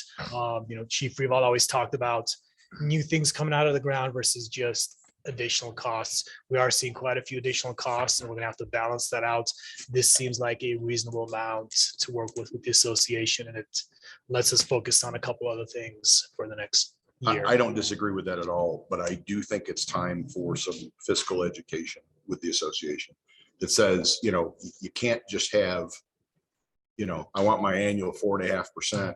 Well, take it out of repair and replacement, or then, don't send any letters or don't notice the public. I think that alignment has to be an understanding that in order to go forward viably for them and for the district, that there's got to be, and this is not a quid pro quo, that's not what I'm saying, but there's got to be some education that says this has got to come from something. Where do you expect it to come from? Absolutely. I agree. Looking at Tyson when he was nodding his head here, I think that there is an understanding, and I think that there's also a willingness to be cooperative, but you're correct on the education. I would say that that's my job in the big picture on quite a few fronts, in the sense that, one of the concerns in the past when this measure came out, and I don't want to spend the next 3 hours here, was people said, you have $7 million in the back. And it's like, well, there's an OPEB cost, there is a capital replacement cost. So really one of the things and why I pushed back the preliminary budget and want to do it right in September is we take that time in August and really start creating it. And some of these are limitations just by the fact that we're so small. We work in QuickBooks. We have a great CPA, but he only uses QuickBooks. And so there's a balance. And if I lost him, the new CPA would cost me, 400 times what he cost me. He essentially does this. Now that is not an excuse. We have to move forward on this. So the goal is really to create understanding both within the district, within the association, with the public at large of what our finances are. That'll work through policies, through showing what those start, and really delineating, this is for a capital replacement, this is economic reserve, this is housing, this is our Right now, general it's a fund. zero-sum game, right? Basically, yep. If Roger takes more, we all collectively get less. Correct. Or we don't fix the lights, or we defer maintenance or something else, which compromises safety. So I just think that that's maybe one comment that Michael has made in the past that I will hold him to is just like somebody mentioned our mission statements. One of his things is he says when he looks at his decision making, it has to be best for the firefighters and it has to be best for the community. And I'm going to hold him to that, So I do believe that they're going to come back with some asks, honestly, and I think that they could probably come back with some reasonable ones. But we have to have those tough conversations and move forward. So. Okay, do I have a motion to approve? I would make a motion to approve the side letter agreement between the Mammoth Lakes Fire Protection District and Mammoth Lakes Firefighters Association. Okay, any other discussion? I'll second. Second? Well, I guess Caroline, you have to call the roll. Commissioner Bueller, how do you vote? Yes. Chair Curry, how do you vote? Yes. Commissioner Mendel? how do you Yes. vote? And Commissioner Truax. Yes. Motion carries 4-0. Okay, next is consideration of approval of June 23 letter of intent between Mammoth Lakes Fire Protection District and Mammoth Lakes Fire Protection Division Chiefs. So as you are aware, the division chiefs are not covered under a contract. I've strongly recommended that they start working on a contract. We treat them essentially as protected. One of the things I structured my agreement to fill in some of those holes that there was just no language on that are unique to the chief officer position. So I've recommended they take a look at that as they try to structure some sort of agreement. I am a believer that it's good for the group to move forward as one. The reality is cost of living impacts everybody. They work hard. There is not a salary group in this town that I think, Scott, who's actually a 0.6 employee, who's supposed to be here 60% of the time, had I don't know how many calls this weekend. And when I hear salary employees saying that they worked on the weekend, I don't think they really understand what our division chiefs put in. So my recommendation to the board will be that those employees receive the same 4.5%. I'll move to approve the letter of intent between the Mammoth Lakes Fire Protection District and Mammoth Lakes Fire Protection Division Chiefs. I would second that Second motion. it. No discussion? Okay, Commissioner Bueller, how do you vote? Yes. Chair Curry, how do you vote? yes. Commissioner Mendel? Yes. And Commissioner Truax. Yes. This motion carries 4-0. Okay, and finally, consideration of approval of First Amendment to the Fire Chief's Employment Agreement between Mammoth Lakes Fire Protection District and Alice Polmeyer. So I'm Yeah. asking, sorry, go ahead. One point, just before you start that one, before you take action on this one, since it's a executive, it affects executive salary, prior to making any kind of decision on it, there has to be a summary of the financial impact, basically, read publicly prior to taking the action. So. Thank you, Brent. I've got Caroline is going to do that. I'm just going to make a statement. Really Okay, quick. no problem. Just make it sure. Appreciate it. Thanks for keeping us honest over there. So this is obviously my contract. I'm asking for the same consideration that the rest of the staff is receiving.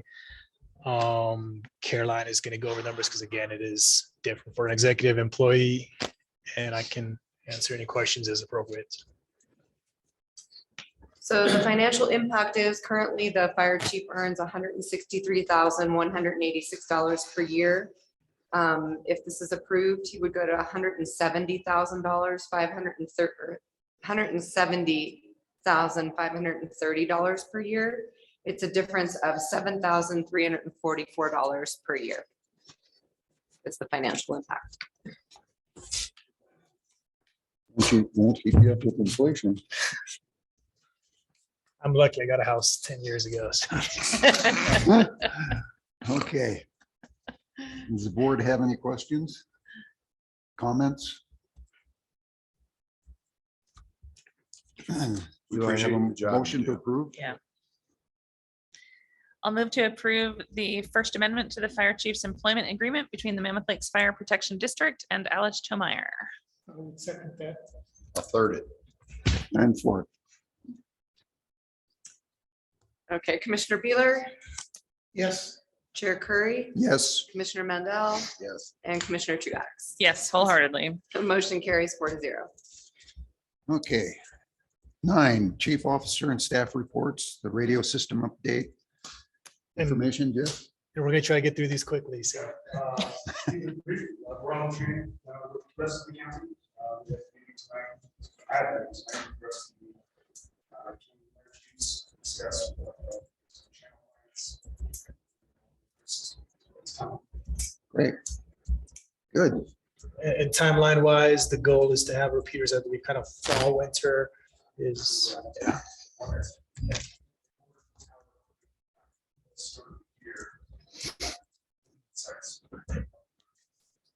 Terrific. Okay, well, Scott's not here, so Yeah, and I can give a quick update on 3381 in Chief Walker's absence. 3381, as you're aware, is our water tender.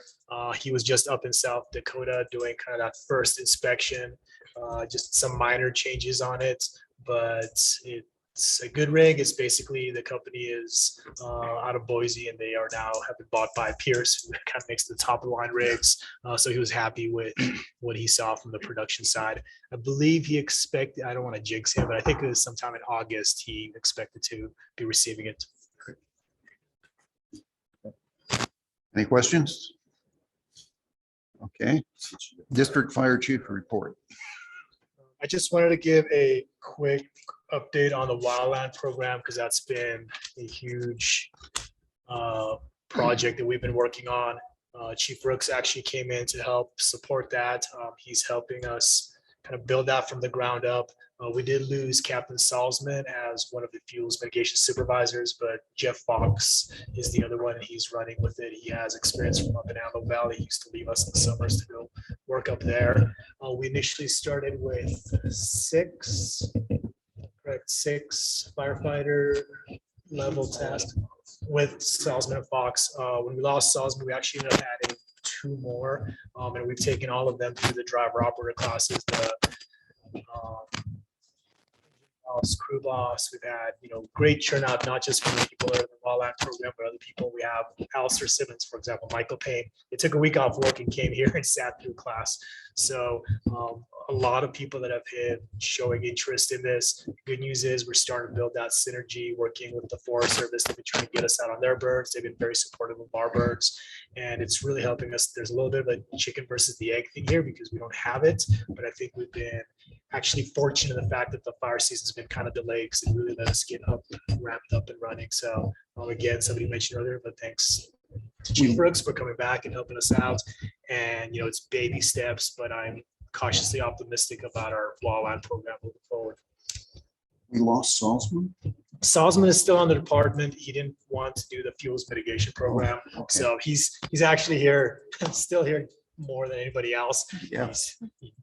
Every day, but this is something that it's a supervisor position, which he already does as a captain, but it is a little different. The good news is, Jeff is very eager about this. We have quite a few new people that are really excited. I came in here last night just to go grab something and ran into one of our fighters, and he's like, this has changed my life. They work out in the morning, they're doing all this training, they're going out and chipping and just getting filthy, and they're happy campers. So it's a good program.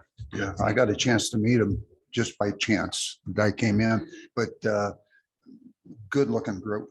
I mean, they all looked like they were can-do people. So I know that Ryan's still on it, right? Correct. Yeah, he's totally geeked. He stopped me. He used to work for Eastern Sierra Wholesalers, and he said, I quit. I'm on the wildlife. It's the best thing I've ever done. So It's good to hear. We're pushing them pretty hard, just like the rest of the staff. So it's good to hear they're still in. So far, they're very happy, very enthused, setting some routines. And, I think the rest of the group is getting enthused about a lot of them. Good. Yeah. For me, it's pretty fun. Now, if we can prevent from screwing it up. Let's kill that enthusiasm. So if I could give an update on last month's travel. So What's the type 4 status? type 6, sorry, I get Oh, it type backwards 6. again. Caroline always catches me on this. The type 6 is here. We've equipped it.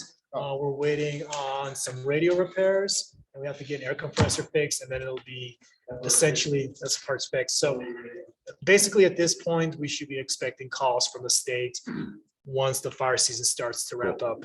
It's always harder when you're kind of remote because they try to pull 5 of anything together, but they understand our enthusiasm, and the Eastern Sierra is an area that the state wants to have more research, so I'm expecting their support through this.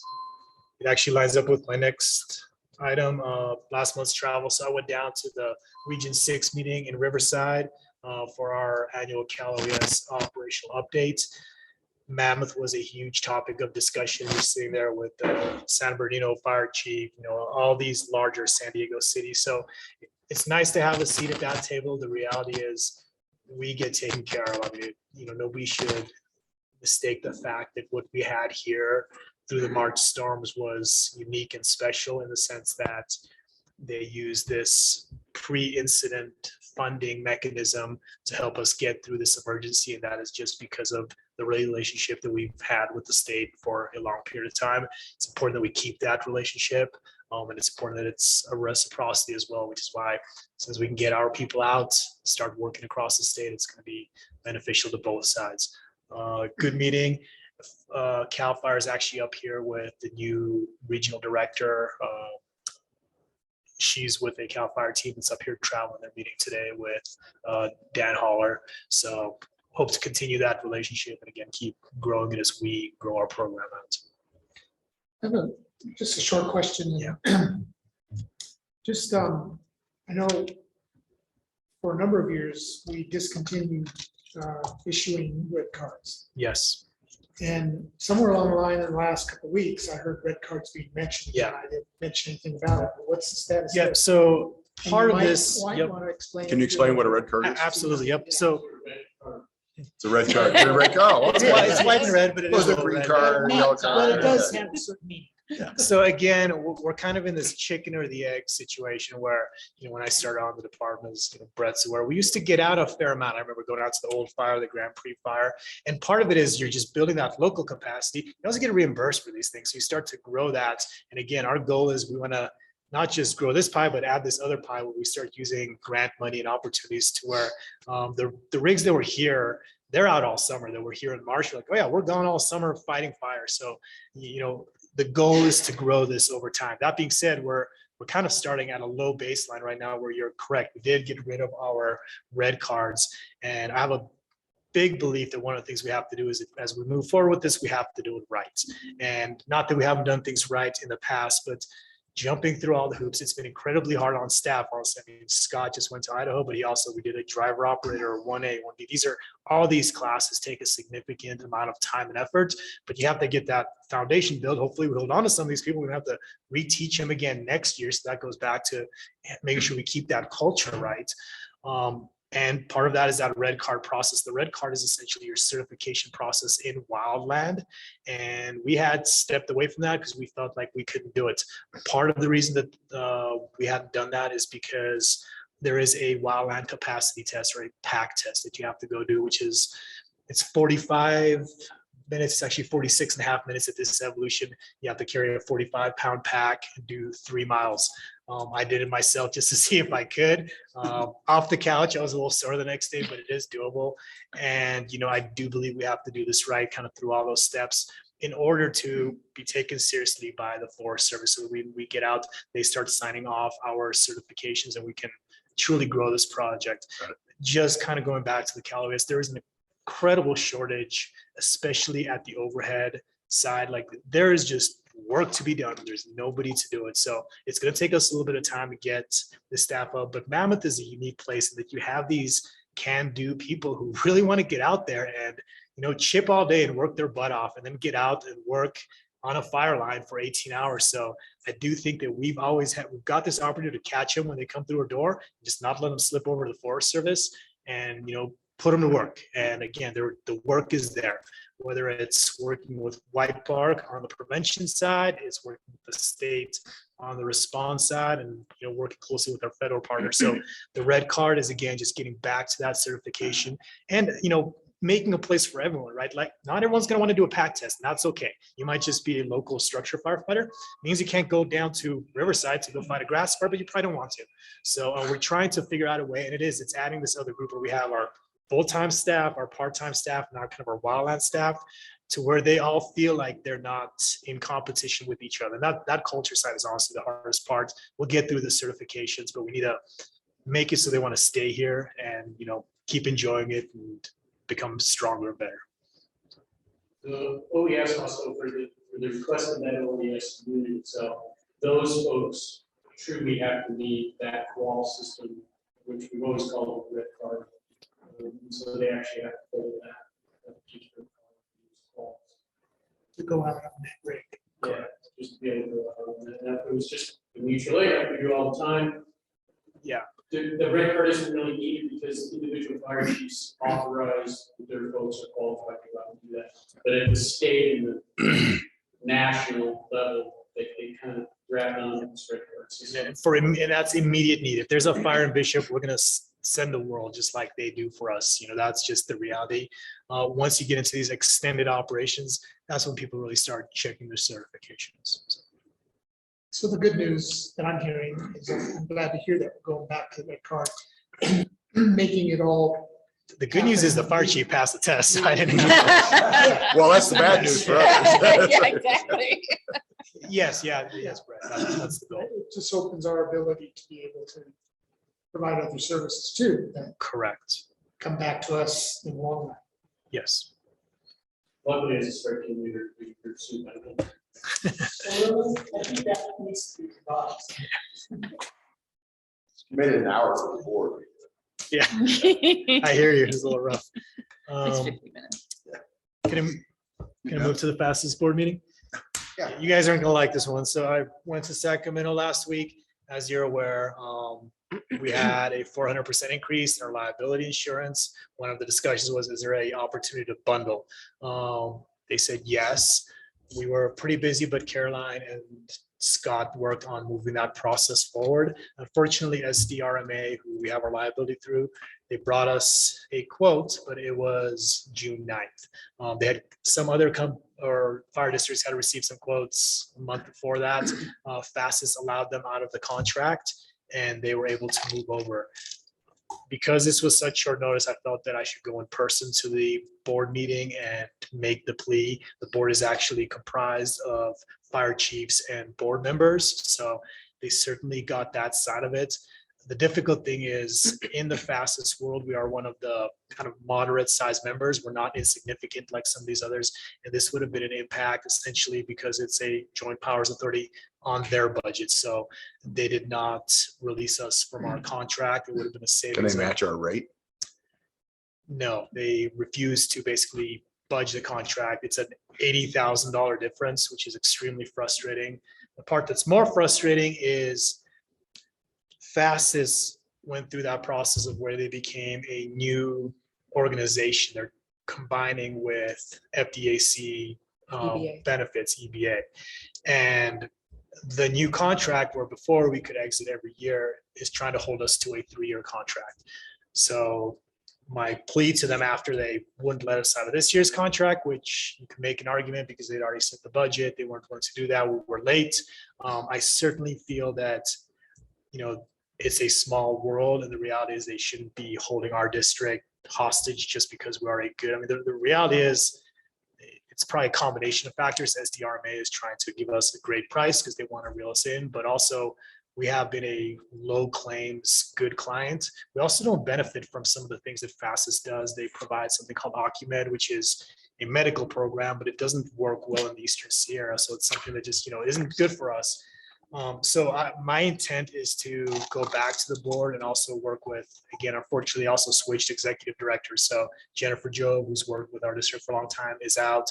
She's working on with me with their new executive director. So my recommendation is, it is a small world. We try to first approach this from a polite perspective and see if they will let us out of the next 2 years. Brent and I spoke, there may be some legal options for us, and he can review the contracts a little bit more, but their attorney feels there's not. So again, before we go down the legal route, I'd like to go down the conversation route and see if we can work this out. Brent, did you have any comments you wanted to add to that, or? No, I think, have we renewed that? Have we signed on to the new one or no? So, and that's a good question. We did it initially, the board did sign here, but I received direction from them not to send it in. So we never sent that in to FASIS. So they.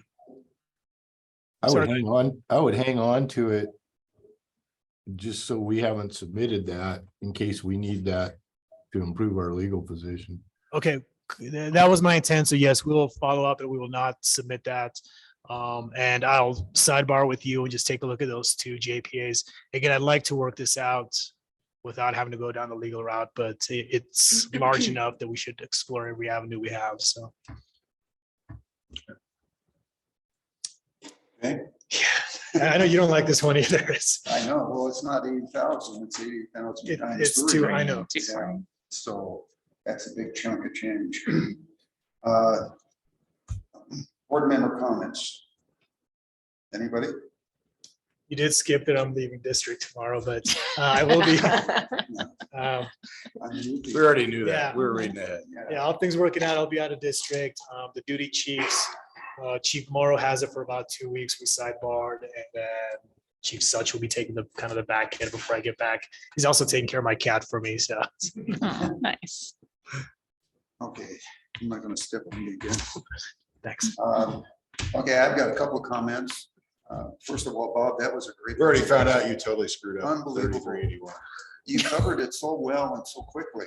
Yeah. I mean, it was just terrific. Anybody that said no, yeah, I mean, it was great.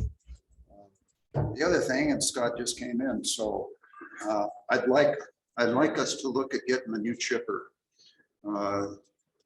The one that we have apparently doesn't have all the safety factors that the new ones have, as far as getting caught up in that thing. And safety should begin with our guys, you know, and they're out there doing all that chipping. And I'd like to see if we could pick up a good used one, you know, that had the safety features or whatever you would suggest, but okay, I honestly don't know of any new safety features that ours doesn't have. Oh, But I okay. will look into it. Ours has the bars, the cables inside, forward, backwards, safety shutdowns on about 3 different places. But I will absolutely look into it and see what else is out there. But additionally, Yeah, isn't it the county's chipper? It's not MLFD's chipper. So it was originally purchased under a county grant, and then after a certain period of time, it was basically given to us. The county is looking into 3 additional chippers in the area. So this will come up. We are, obviously strong believers of keeping our people safe. We had that accident that the industrial crew had across the street that involved the chipper. Chippers are incredibly dangerous pieces of equipment. I believe ours is as modern as they get, but Chief Walker, absolutely, I support that. Any new features that they have, but I would certainly look into. If you've ever watched Fargo, you know how dangerous it Yeah, is. remember that one over here was a boat. Yes. Yeah. Yeah. And they violated a few of the safety things. Yeah. But it's interesting, is Swain sat and talked about, this is their first shipping, they had the whole training. But I brought up that one incident to them multiple times now, and they said, I'm not trying to give you nightmare, I'm just trying to tell you, Scott, I don't want a nightmare. It's sort of. Yeah. And chippers and chainsaws and then vehicle rollovers. Those are top of our list. Chainsaw you can drop, chippers you can't. Yeah. Once you're in, you're in. Yeah. I'm not afraid of a lot of things, but chippers scare the living daylights out of me. I just want to make sure that they've got all the protection that they can possibly have. And we do the annual training where, Okay. Yeah, it's spiders. Thanks. Legal advice, Brent? I think you've probably got enough legal advice out of me for the day. You probably don't want to hear anymore. No, I have nothing other than what I've chimed in on thus far. and thank you for being adaptive. I know you had a couple engagements today. Yeah, no, that's a problem. I was glad Yesenia was able to help jump in, so that was good. All right, the association isn't here, so, or Jeff, you wanted to throw anything in? All right. Any announcements, Caroline? None that I have. Okay, next meeting or anything? Do you want to speak on this? Yeah, so I had an ask, I could make the 18th meeting work. That being said, I had a feeling you'd have some agenda items you'd want some progress on. So if we could do the 25th, it would just let me move some of those items forward if that works for the group. I'm okay with that. It's better for me, actually. Okay, I will. I really send appreciate that. the request for the 25th. Chief and I will discuss the Zoom link. And I don't know if this was administrative business or announcements, but I would like Chair Curry, if you could stay after to sign a few documents. And then I need 2 signatures on the accounts payable check run that I did this week to pay the vendors. And with that said, US Bank has a much simpler procedure for adding and removing signers.